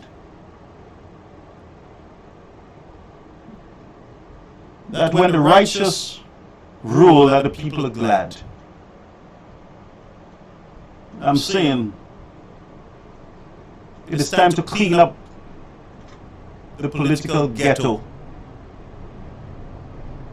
And it is time for the people to think clear. If you are not working, get out. As a matter of fact, we're not going to ask you to get out. We are going to take you out. If you are not a good example to my children, I'm going to take you out with one vote. If each citizen get up, stand up, and declare that we will take it no more, our voices will be heard. With one vote, you can retire some of these politicians who think they own the country and they got to be in politics. Some of them need to go start sweeping drains to understand what it's like. Some of these politicians need to be doing the STEP program. Send them with a cutlass and a weed eater in the sun so that they can understand what you go through. They don't know what you go through. Send them out.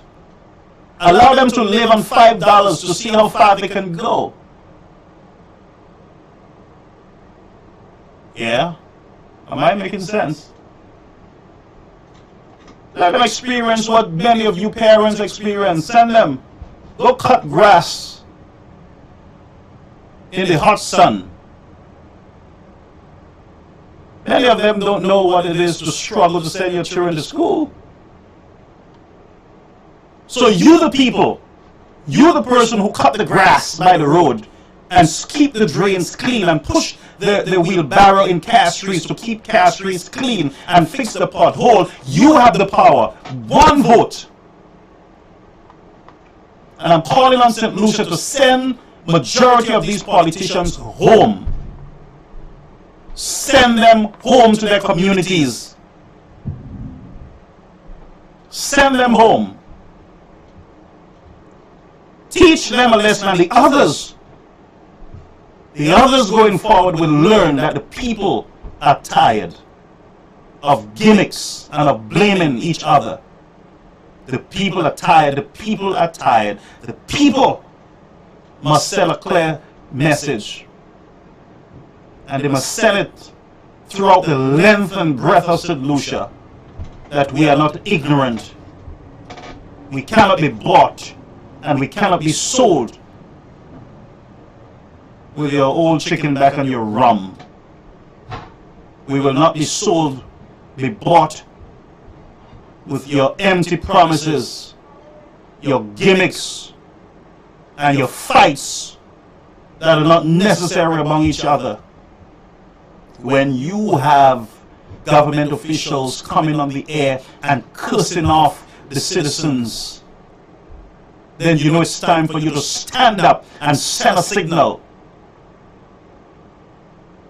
When I say to you, St. Lucians, watch and document, write them by name, write the dates and events of their transgression, and bring judgment to them at the vote, at the election time. Clean up your country's politics. Let politics work for the people and not for politicians and their family. Clean it up, St. Lucians. Clean it up. Send them home. and walk your community. Look around your community. Look for decent candidates and talk to them. Pray with them. Say to them, I am going to ask you to stand in the gap on our behalf. Charge them. Let them know that you're watching them. Keep their foot to the fire. And if you can see them in your communities when you need them, vote them out. No excuse. We voted for you to represent us, not to be secretaries in Prime Minister's office. If the Prime Minister needs an a secretary or clerk, let him find one who is not elected by the people to serve them. And there's enough young people out there who need jobs, who can work in the Prime Minister's office and do the very same thing and do it better. You need to stand up. No excuse. No excuse. We need no excuse. I won't accept it from my child, and I'm not going to accept it from you, a grown man. No excuse for your indiscipline and your unruly behavior. No excuse. No excuse. But it's time for you to stand up, St. Lucian. I'm calling you to stand up and demand of your leaders proper representation. Demand it. And there's something that you folks do that is wrong. Because you elected a UWP representative in your community, the SLP don't come into that office. You elect a Labour Party representative in your community, the UWP stay out because they are afraid of victimization. They are afraid that they will get cussed off for not voting for them. It's time for the people to walk into these offices. You are a citizen of St. Lucia. Walk in. This is not your party country.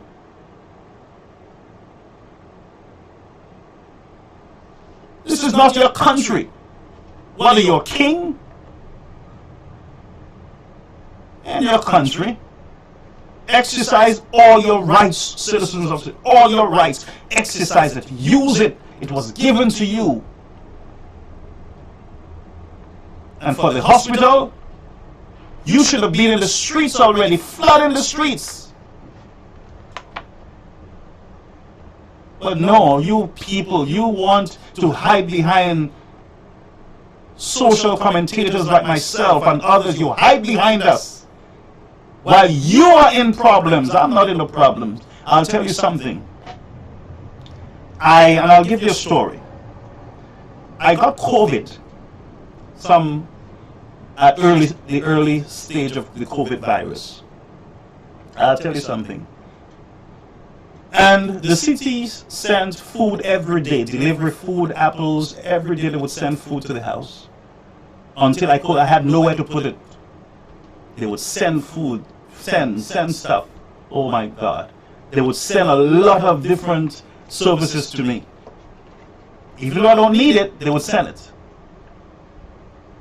And one day I got an email saying that you have $100 cash for food. You just need to log into this app and you can shop from the app. So I said, that's a gimmick, it's a scam. I said nothing. A few months after I saw $1,000, I said, that's a gimmick, I'm not even going to play that game. Until one day I sat there and I said, you know what, let me try this. I went on, I shopped about $500 worth of stuff. Reverend, listen to me, and this is no joke. When I looked outside, there were cars coming in with food supplies from every different corner. From vegetables to rice, sugar, flour, all sort of things started coming in. I said, but this thing is real, and it's still there today. So there is safety net up here for us. Those of us who you see talking, we're not 100% affected by what you guys are going through, you know. We can be somewhere else doing something else.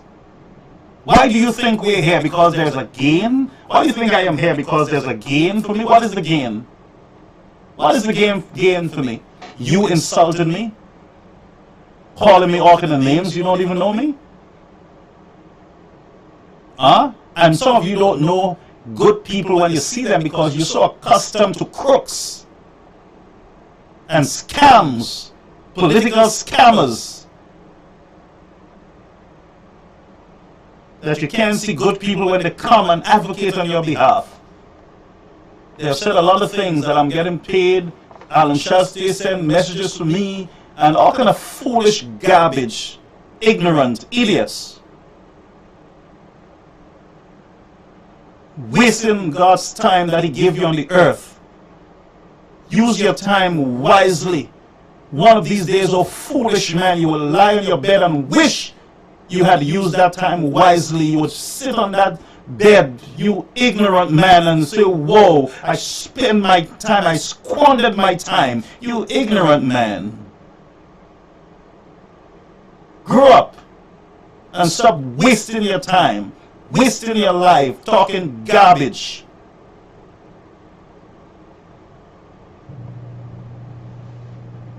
You can't see your way out. Keep your mouth off of decent people, respectable people in society. I don't drag myself like a yard dog all over the place. Things you hear people say about me, they don't even know what they're talking about. They don't know me. Some of them, the only thing they can say is, you're a preacher, stay out of that, you're a preacher. You realize that that's the only thing they have. What dirt you have? I saw a young lady posting something that, I know him. When I look at the young lady, she was arrested in Castries for shoplifting, thieving people clothes. Then I found out that she was a stripper on poles, swinging on poles all over the place, but she's putting her mouth on a man of God, a decent person. Have you no decency, no shame? You're so blinded with your ignorance that you can't see good people when they show up on the scene. I'm not going anywhere. I'm staying right here and get the job done. And until I can see you, the people, demanding that you have proper representation, that you, the people, stand up and let your voice be heard. When the House is in session, stop your childish games. Yes, we understand that you won the elections. We understand that the United Workers' Party is in opposition. You don't have to tell us that 100 times. We can see it. What are you doing for us? What are you doing for us? Every time there's a Mapuya fight, attack team, I'm telling you, and I'll tell you why I got involved. I never miss one debate in the House of St. Lucia. Never miss one. Listen to me, I was so disgusted based on what I was seeing among big men. Can you imagine the opposition leader, Mr. Shasta, is just sitting there, and Mr. Bradley, two of those guys are just sitting there watching all the circus, the religious, the political ghetto. These guys just sat there watching these fellas act like children in a playpen. These guys just sat peacefully, and I watched them, and I watched those guys, and I said, this is not right. My daughter cannot watch this program. This is supposed to be showed at 12 o'clock in the night when she's sleeping. What you are watching at 10 o'clock in the house in the morning should be a 12 o'clock horror movie, where you don't want your children to see it, but you sit down and you vote these Ghettorians into power, and then you expect Ghettorians to act differently. And I'll tell you, you try taking a pig out of the mud, and once that pig gets the opportunity, it goes back in mud. Try it and put lipstick on it and see what happens. And I got to speak like this, folks, because I am seeing something that is not nice in the society, man. Look, the government of St. Lucia, not the SOP, the government of St. Lucia, they're coming to the United States to have a town hall meeting. Not to have a town hall meeting, but they're going to have a town hall meeting. They are the government of St. Lucia, not the SLP party. It's the government of St. Lucia. Not SLP. That's not an SLP event. Huh? But some want to treat it like it's an SLP event. And the other people are not welcome. Huh? I'm going to expose that. I'm going to expose it. I'm going to expose it. I'm going to expose it. You got to represent the people. You've got to represent the people. You go under the Senate, the House sitting. SLP don't want the UWP to speak. They insult them under the live. The live is a government of St. Lucia live.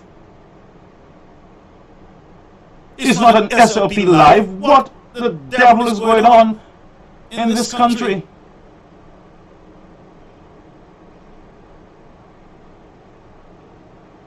Don't tell me that everybody has gone crazy.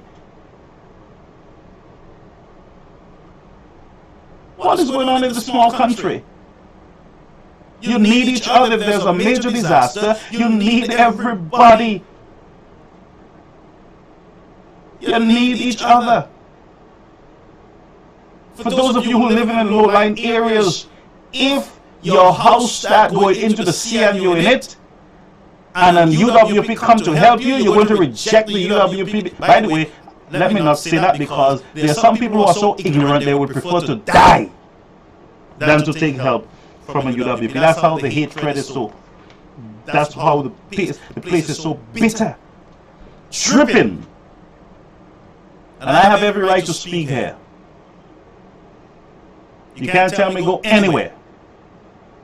Because if you try that, I will say to you, leave the United States, leave England, leave Canada, go back to your country. You hypocrite.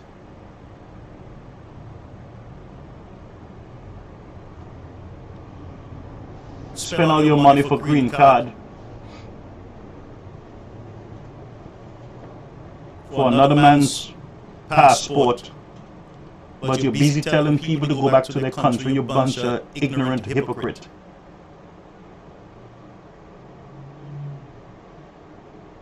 Be real to yourself. Oh man. Be truthful to yourself.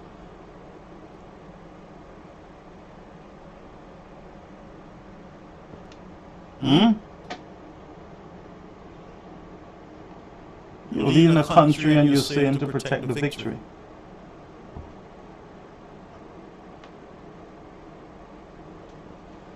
You have set up yourself for what you're going through now. That is exactly what you give. Every media house and social network platform were peddling false information. The government of the day did not get the opportunity to manage or to function. Everything was a leak. Every night, every day, it was a tag team, and now you're crying foul. Can't even drink your own medicine.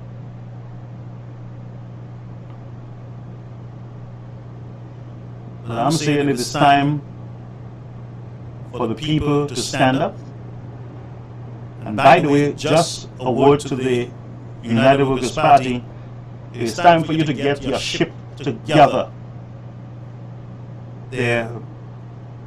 I'm very controlled with what I'm saying there, but be careful. Be careful. Power corrupts. Country first. Everybody wants to be the leader. Can you imagine this? Everybody wants to be the prime minister at the same time. Everybody wants to be the political leader at the same time. Everybody wants to be the secretary at the same time. Everybody wants to be the PR at the same time. What kind of foolishness is this? What kind of organization is this? How can you have synergy? You gotta work together, folks. You gotta wait until your time. Do your best. People will see your effort. They will promote you. Ain't no next in line. What do you think this is? You marry into the royal system? Your turn to be leader, your turn to be political leader. There's democracy in your country. If the people say tomorrow we do not want Mr. Shastney as our leader, the United Workers' Party, that is what's going to happen. If they say, look, this is the man that we need, he will be the leader. Period. Full stop.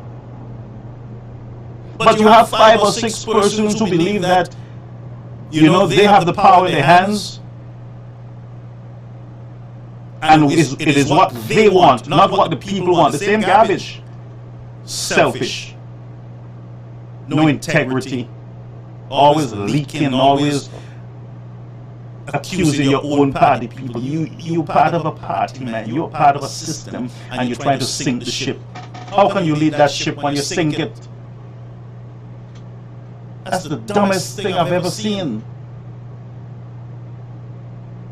How can you do that?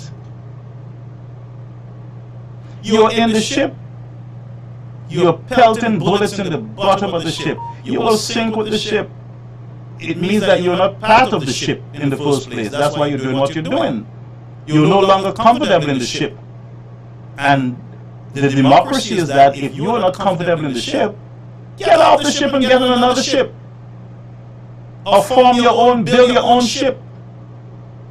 But don't stay in the people thing and you're just dividing and sowing problems.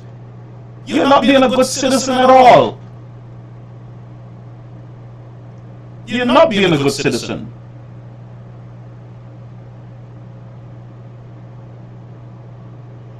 Now I'm going to read some comments, and I haven't seen the phone going off, so I'm going to read some comments, and I'm going to get off from here because I'm saying, folks, we got a reason.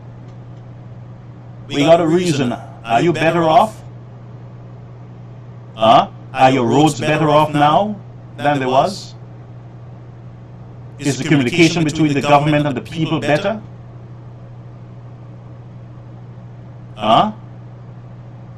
Can you put food on your table? Has that gotten better? These are the basic questions that you need to ask yourself when you're voting and when you're talking. Don't follow some of these rich people who are on the people's blog just talking. They buy chicken back and chicken neck for their dogs while you can't even get any. I had a boss in St. Lucia. He used to send us to buy boxes of chicken backs and bags of rice for his dogs. And I know we had a worker. The guy used to open the chicken back box and take chicken back. I said, listen to me, I human being, I'm hungry, and you give a dog chicken back. He used to open the rice, take the rice, and open chicken back. Go make some nice pilau or cook up rice.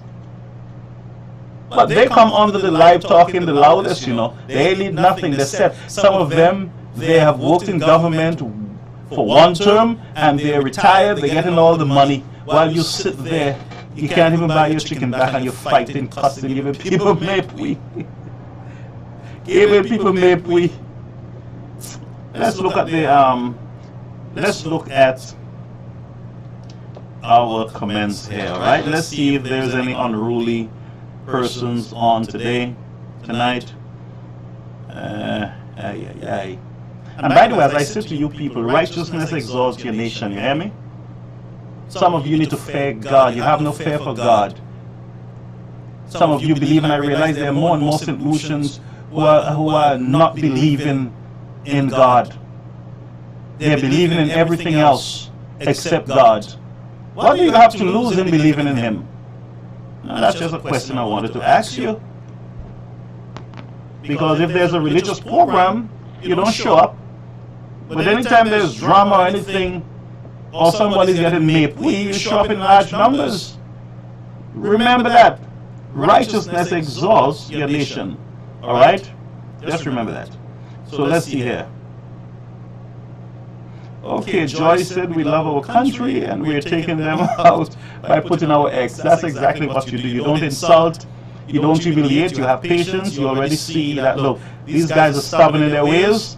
You go and you vote silently. Don't fight, don't cuss. That's not going to help you. That's just going to make you look ignorant just like them.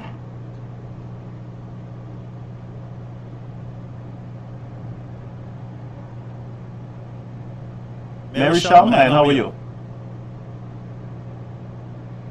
And Stephen, you're right, they will be asked to give an account of what they have done with their time. Wasting their time on social media talking a whole set of garbage, things that they know nothing about. They can't pronounce half of the words. They don't even know what some of the words, the meanings are. I try to be as simple as I can when I speak. Because what the thing is with me is that I want everybody to understand what I'm saying. I am doing effective communication. I'm not using any word that I can battle. If I see a word, it must be pronounced word la. Na kite word la. Na gari po word. Yes.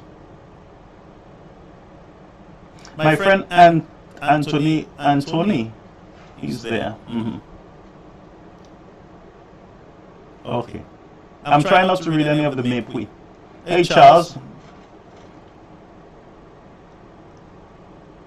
Yes, my friend Joy, you're right. No weapon formed against me shall prosper, and I believe that. All right? I see a lot of some of the Christians putting up all kind of quotation and text to me. You know, I think they should give that text to themselves, because you see hatred and bitterness and hypocrisy. God don't like it. Be real. Be who you are. Huh? If you want to get into social affairs like what I am doing right now, getting involved in social discussions that will impact people and help people to be better, be in it. But don't stand by and you in your church, you sit down during the break and all you're talking about is politics and Mepui and who thief. I listen to it, I know. Oh, come and tell me nothing. Yeah. I went into a place once, guy thief, guy this, guy that. Yeah. But you're Christian. Bunch of hypocrites.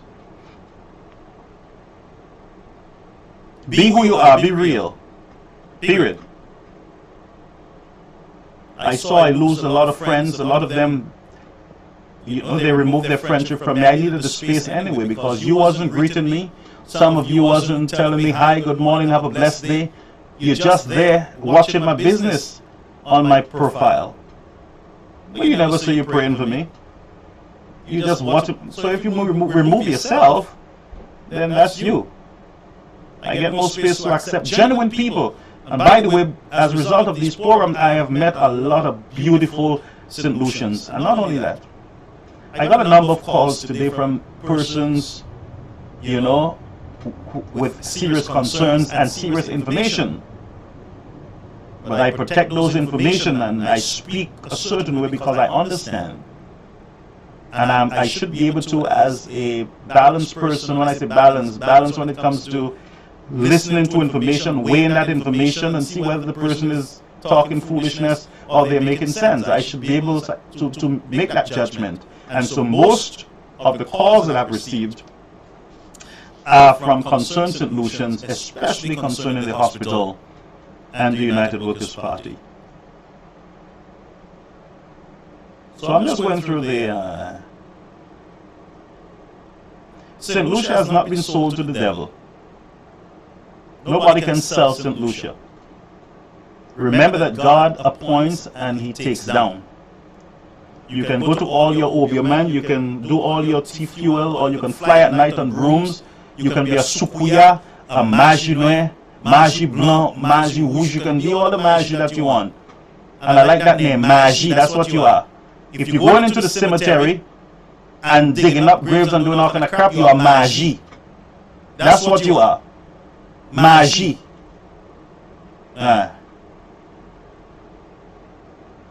Yeah, back in campaign mood, that is, yeah, Carmen.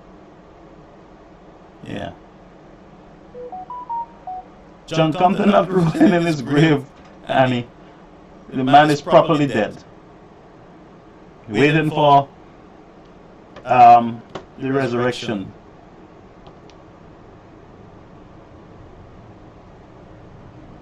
Okay, who's using you? Says they marry old men for green card, and you want to tell man to go back to St. Vincent? Mr. Flower, don't listen. I can go back to St. Vincent anytime. I have nothing stopping me. I can go to anywhere in the world. ain't nothing stopping me. But I can say to you, and that's the ignorance, you know. Here you have someone who is petitioning on behalf of the people, standing in the gap on behalf of the people, trying to make a difference, and all the maple you have is go back to St. Vincent. What's wrong with St. Vincent? What's wrong with there? Huh? What's wrong with St. Vincent? Might be the same thing going on in St. Lucia. Crime. A government, a prime minister that is there for too long. Political divides. The same thing. You remember Naila? So why are you telling me to go back there? You have a ticket for me or something? To us, Mr. Preacher Man, all I can say is I love you. My friend, I love you too. I don't know you, but I hope, looking forward, by the grace of God, this year to meet a lot of you. And I'm announcing now that I am planning to be in St. Lucia, but I'm coming with my security force and my armored vehicle. But I am coming down, and I would love to meet as many of you as I can. Maybe I should have a town hall meeting in St. Lucia so we can come together, we can meet. But I don't want to get in trouble with any political party, both SOP or UWP, so we will have our Caribbean American News town hall meeting. Yes, I think that's a good idea.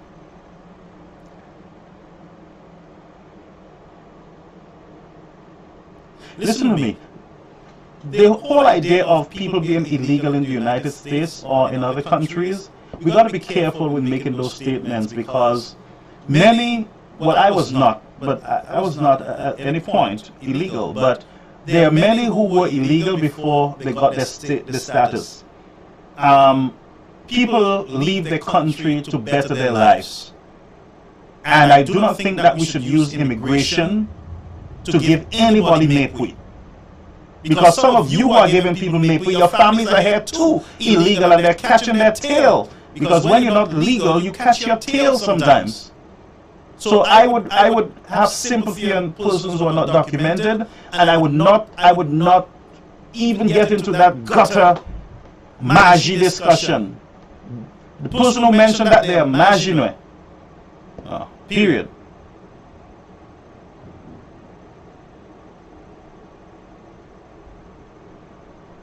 Joyce said the government is a failure. Well, we will figure out the failure. You will figure it out closer to the 5 years, maybe within 3 or 4 years, then you can make that conclusion. So I would recommend that you watch, document. You can't make you cannot come to a conclusion yet. All right? You cannot come to a conclusion yet. Yes, you're seeing a lot of things that that is messed up in your country, and you are comparing your former leadership with what you have now. Many of you, yes, looking in would say, you know what, I would prefer dealing with the United Workers' Party because they're not as petty as what we're seeing. Many of you can come to that conclusion. But to say that Mr. Pierre has failed, or it is kind of soon, too soon. But I would respect your opinion, all right? Power in the wrong hands. Yes, power in the wrong person's hands is dangerous, and somebody who is not accustomed to power, when you put them in power, I can tell you, you have a big problem. I can give you an example. I was promoted to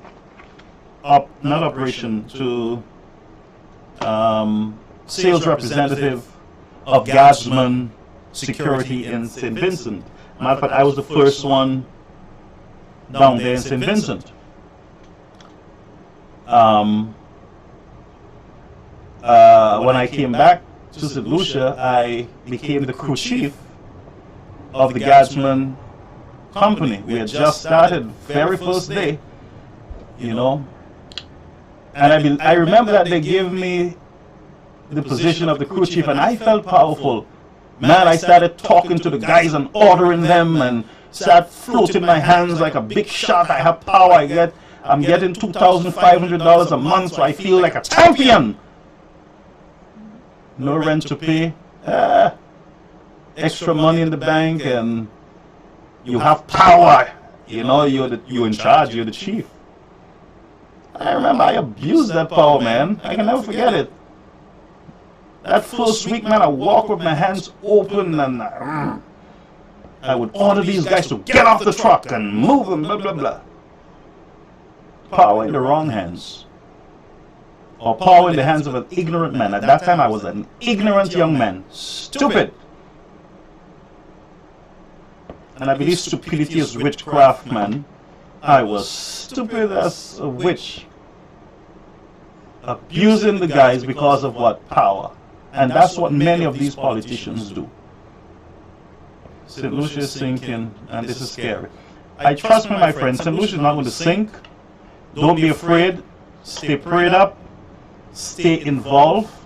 Let your voices be heard. And in the case of the hospital, you, the people, need to let the government know what you need to happen.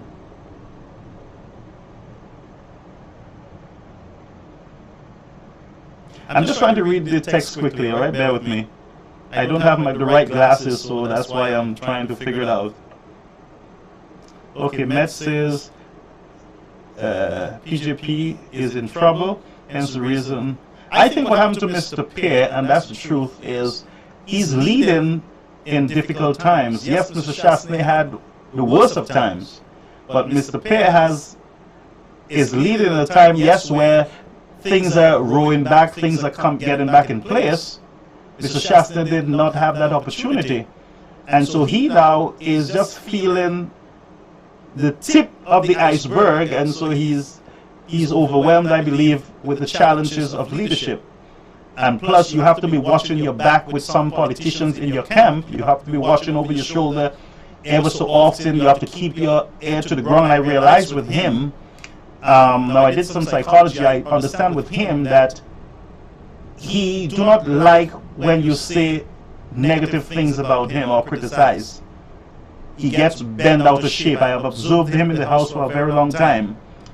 If you look at him and you sneeze, then he gets upset and he starts, getting a little aggressive. And that's the same Pear that you're seeing now, for those of you who don't know that.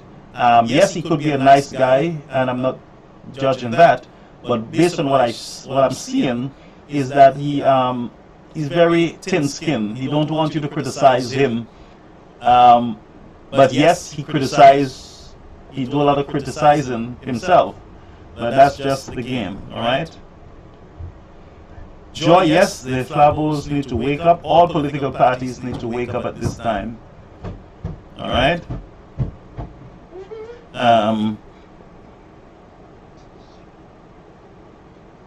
Okay, so I don't want to call this woman name Met. I really don't want to say anything on this woman anymore. She have done her part, and I have placed her in the hands of God.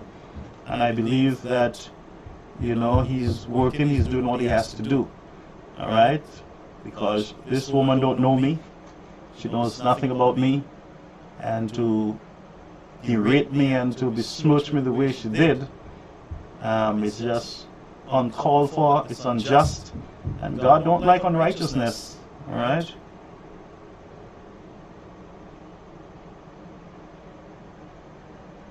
Yeah.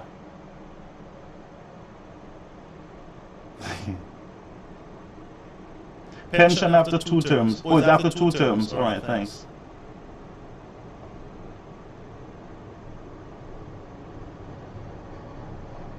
Okay.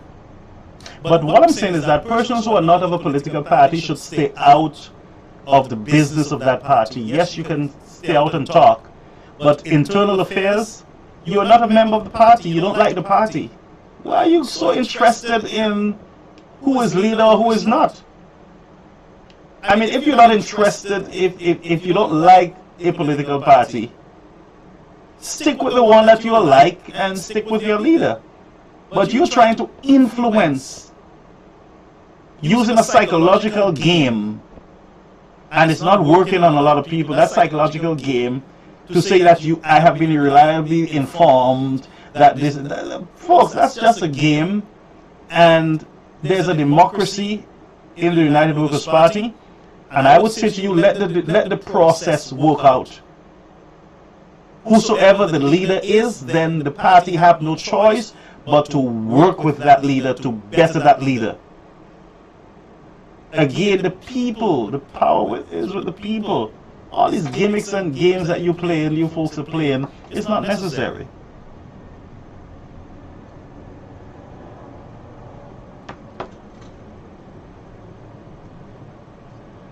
No, I don't know Anthony, Jennifer, Francis, I don't know who he is, but he tries to give me advice ever so often.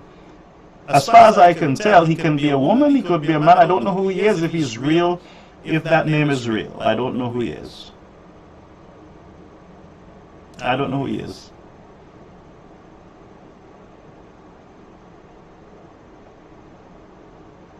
Somebody said John Peter had me vomiting. Listen to me, y'all are the ones who go over there, you know, so go drink some ginger for your vomiting. I'm just playing, but you went over there. I knew why I put that clip on, you know, folks, because I knew what he's going to say. Because he keeps changing his position so often. And that's why I'm saying you got to be careful with information.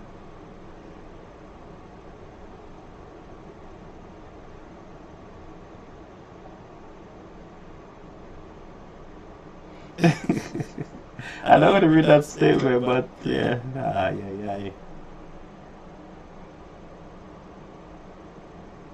Okay, Didi is asking me why security, because Mr. Pear said that he can guarantee security in his community. So if he can guarantee security, it means that something is wrong, and therefore I need to be guaranteed security also.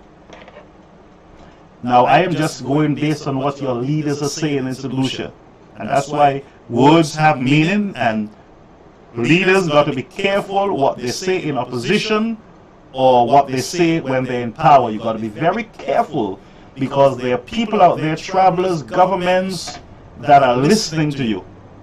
And people are going to make decisions based on what you, the political leaders, are saying. So be careful. You just speak idly and ignorantly, you know, on certain things.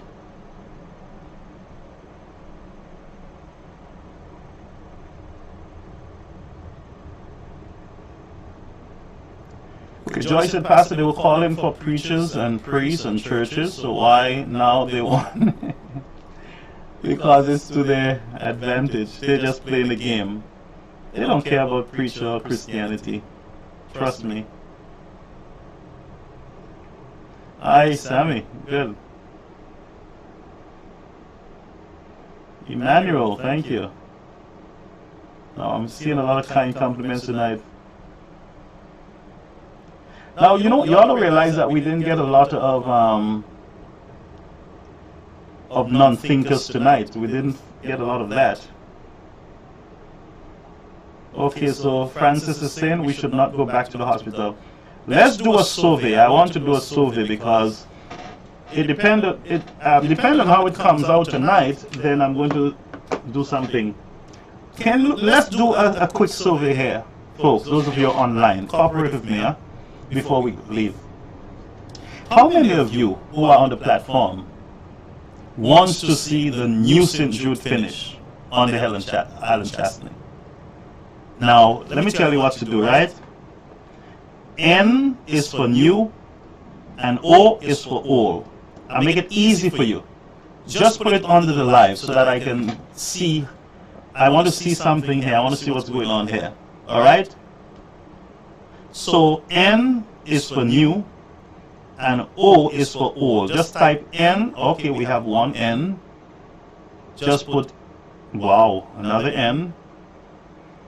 So N is for new and O is for all. We're going to take some time to do it, all right?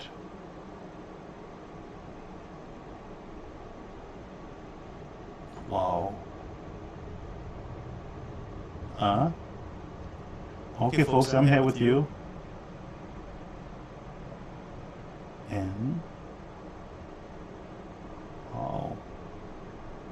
I remember N is for new and O is for all. Which one of these hospitals you would like to see finished by the Philip J. administration and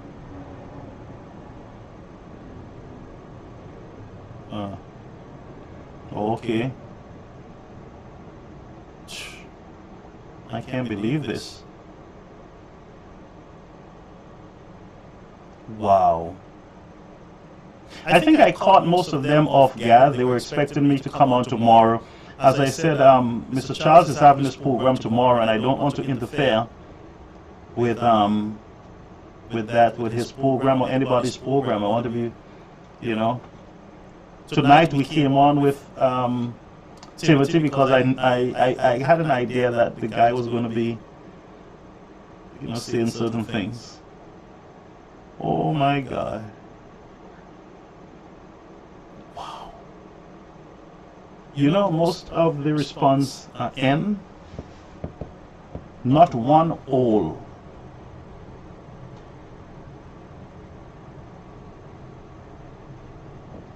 Now, you think that I should put my input also? Yes, let me do mine. Ay, ay, ay. Wow. Okay. And folks, remember, we're still looking for land in St. Lucia. We have not received much word. I got promise from someone that they're looking into it, but we need to get that land. It can be Sozel anywhere. The surveyor name, is it John Peters? Yeah. I'll try to get him on the program.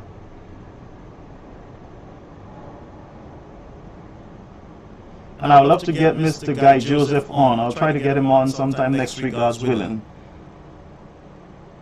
100%. N, modern. Okay, so I think the N have it. The N have it. And listen to me. If we were having elections tonight, guess who would have been in power? I'm just playing around. I'm just playing around. but you the people have the power, as I said to you, and you are the winners. You are the winners. You're going to be the one to decide again in the next elections. And I would say to you, don't stay home and say, well, you know, I'm not getting involved and all of them are the same. No, you got to go out and make that difference. You got to go out.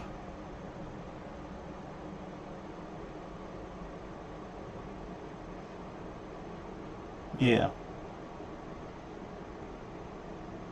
Okay, guys, so the eyes have it. So the new hospital, all right? So what can you do about it? I'll say you can let your voices be heard by protesting. Stand up, speak up. You can do a silent protest. You can just walk the hospital area. Just have a walk, a Sunday morning. Walk. Many of you walk. When elections are you doing motorcade, you're jumping all over the place. Put the bottle down for a while. Put the rum down. Put it down. And start being productive citizens. Walk your country. And for those of you who are spiritual, walk and pray. Never neglect prayer. Si mate ka pwede, the amount of margin you have here to destroy me. Eh? There you have been now where you. Now where you have been. Mape. Because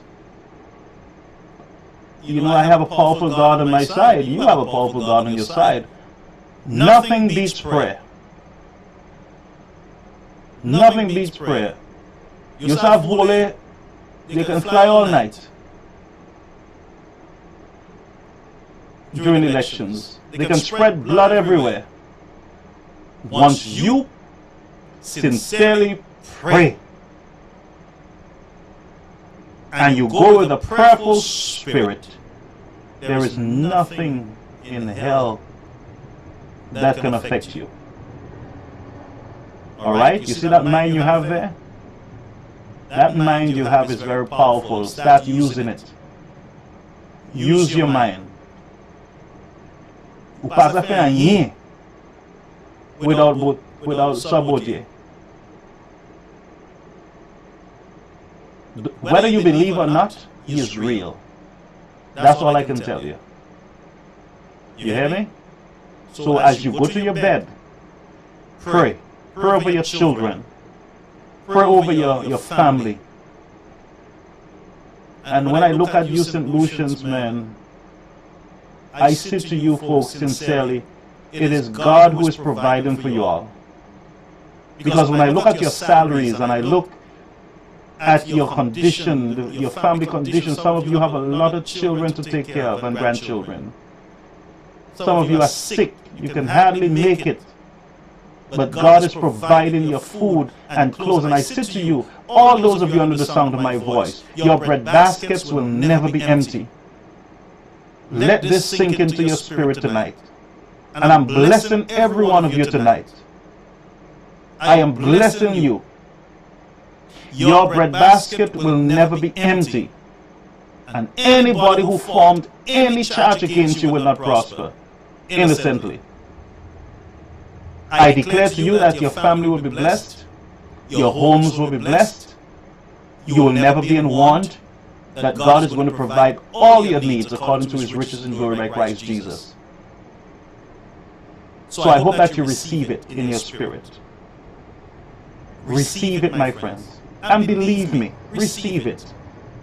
Go to bed receiving it. Go to bed with a positive mind. Start thinking positively. Don't allow all the stress of politics to weigh you down and get you into this emotional stage where you feel like giving up. You think like things will not change for you. Never think that way. Never think that way. You are more than conqueror. I never thought, and that's the truth, that I would have gone to one of the highest educational institutions in the Adventist Church. And that's where I am today. Huh? Don't doubt yourself. The mind is a powerful thing. Say to yourself, I can do all things through Christ. I can achieve it by his grace. And I'll say to you in closing, and this is what I want to leave with you tonight. No matter how wicked you think you are, how messed up you think you are precious in the sight of God. You don't have to kill yourself. You don't have to allow yourself to go to that place where you want to commit suicide. Keep your head up. There is light at the end of the tunnel. You can make it. You will make it. And one day you will enjoy when the righteous lead, the people are glad. One day, if you hold on long enough, and you struggle maybe for one more night, you will get there. But be patient. Stand still. And know that I am God. Don't quit. Don't give up. Continue going to your garden and water your garden. Don't give up. You might not see the seed sprouting as yet, but if you continue wetting and you keep faith and hope alive, something can happen for you. Your children, your grandchildren, I declare, will be protected by the grace of God. And I know that some of you under the sound of my voice, maybe your names and pictures were taken and used in occult practices. Maybe buried with your hair and your brow and all sorts of nonsense. Don't be afraid. You're more than a conqueror. Greater is he that is with you than he that is in the world. Walk with your head up, go to bed and sleep. And I can give you a story. I walked in St. Lucia at 1 o'clock in the morning one night in a shortcut, and when I looked up, a sheet came over me. Right there in Dennery, a big sheet just covered me. All my hair stood up on my bald head. But I keep walking. Vini, come close. Why? Because I was walking in power. I was walking in power. No evil shall befall you. With your eyes shall you behold and see the reward of the wicked. He will prepare you a table in the presence of your enemies, that your cup will run over. goodness and mercy shall follow you all the days of your life. Don't be afraid. Don't be afraid. Go and sleep, folks. And I can promise you that I'm with you. I can promise you that I have your back. I'm going to be here for you. I'm not going to abandon this cause. Because, as I said to you, I've met some beautiful people who love their country and are concerned, genuinely concerned. And there are too many persons who are coming as opportunists just to take from you. It's all what I can get, what I can get from the people. But the question should be, what can I give to the people, especially those of us in the United States? What can I give, those of you in Canada and England, what can I give to a poor family in St. Lucia? How can I help a young child go to school? How can I file documents for a mother or something? What can I do to help? That's the question. That's the leadership that you're looking for. How can we be of service to our neighbors? Those of us who are in a better position. How can I help? Not that I'm boasting, folks, but I said to you that I've met families who could not even survive, pay their rent. And I didn't know where the money was coming from, and by the grace of God, I paid those rents faithfully for months without anybody knowing, my wife or anybody knowing. I paid it faithfully. And I just say this to say to you, to inspire you, to be your best. The best starts with you in the society. You make the difference. You shine your light. You let people see a difference in you. If you say that United Workers' Party people are different, you show that difference. When they curse you, you ignore. When they call you names, you ignore. If you go to one shop and they suck their teeth or they treat you bad, go to another one. But keep your smile, keep your pep, keep that pep in your step. You are special. Huh? Don't let any party define you. But stay focused, folks, and I don't want to preach to you tonight, but you're all special.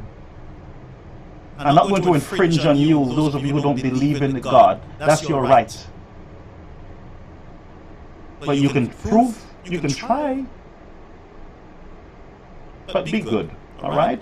And remember that the only Jesus or God that people will see is the Jesus in you and I. It's the only one that they will see now. It's the one in you and I, how we love each other, how we respect each other, how we rally together for the cause. And I'm so grateful to have met so many of you. I know some of you by name. BB and all the others, I know you. Julian, Bisset, Joy, and all the others, I know you. I try to go through some of your profiles to see who you really are and where you're from. Huh? But let's stay in this together. Daniel, let's stay in this together. Matt, let's stay in this together. We will see it through the end. And as I said, what a day that will be, huh? But when I'll tell you this, don't go around telling people you won. Don't do that. You don't have to do what other people are doing.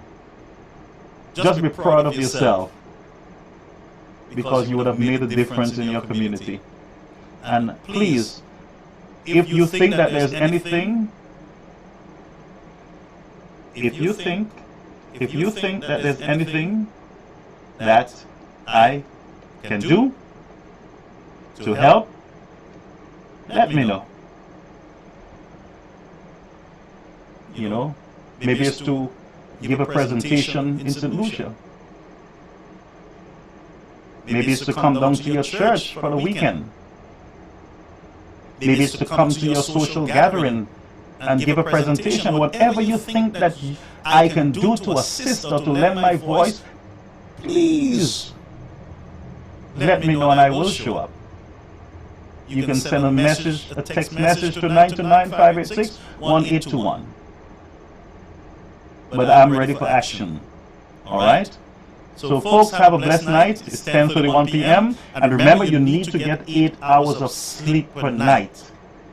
Sleep is very important, especially as you go through this stressful period of time. For those of you who cannot sleep properly at night, get some soursop leaf and drink it. It will calm you. It will calm you. Drink a glass of water. But many of you are having sleep problems. Why? Because of the stress. Your brain is stressed. And that's why you're going to start developing cancer and different sicknesses in your bodies. Why? Because your body is not resting enough. Plus, you're not getting the nutrition because of the crisis that you're in. So take care of yourself. Those of you who can plant your kitchen garden, plant it. Yes, plant something. Your side, your onions, your seasoning, peppers, and do some planting. Do something to occupy yourself. If you're not working, get up early morning like you're going to work. Clean. Clean. Go out in the yard, sweep, cut some grass, occupy yourself. Visit a neighbor, but don't stay in your house, because what's going to happen is you're going to go straight into depression. Then you're going to have suicidal thoughts, you're going to be angry at everybody, your children, you'll be shouting and you don't even know why you're shouting. So occupy, use your time wisely. And if you're a drinker, be very cautious with the drinking, especially during this crisis. It's going to drive you crazy. One of these days I will do a presentation on the mind, on health, so that you folks can be better citizens. Remember, I love you folks, and see you. See you when we get back on live, all right? But stay positive. That's how you're going to live longer. Many of you don't know my age. You know, let me say something. Let me do something before I leave. Anybody who guessed my age, I'm going to give them. No, let me give some gifts. I'm going to give you a gift tonight. I'm going to give somebody a gift. By the way, a poor family. If you're a poor family, I'm going to give it to you. If you don't need it, don't accept it. I'm going to give a gift to anyone who can guess my age tonight. If you guess my age, I'm going to give you $50 US. Now that's all I can afford today, all right? 50 US. I'm going to send it to Western Union or MoneyGram. Guess my age tonight. One person will get it. And I am going to choose that one person. 54? No. I want somebody else, please. 45? Okay, so Francis, yes. Yes. Let me write your name. Lydin. So we have a winner. So Francis, please send me a message at this number, 929-586-1821. Send me a message so that I can know that's you. So you just won yourself. Lindia Francis is our lucky winner tonight. Now, I will try to give away something every night I come on, just to help, you know, just to bring some share to you, the people, our beloved followers. And I tell you, people just keep taking from you all, but they're not giving you a cent, they're not giving you nothing. And if you pull away your subscription from them, they cuss the devil out of you. All right? But we are giving away tonight. So, Lydia, Reverend, guys, come on, put some like and some heart for the lady, man. She won $50 US. And when you send me the information, we're going to send that money over to you. We're going to send it over to you this week, all right? I'm not 56. Maybe I had a hard life. Maybe I had a hard life when I'm a young man. Whoa, somebody said I'm 58. 61. Oh my God.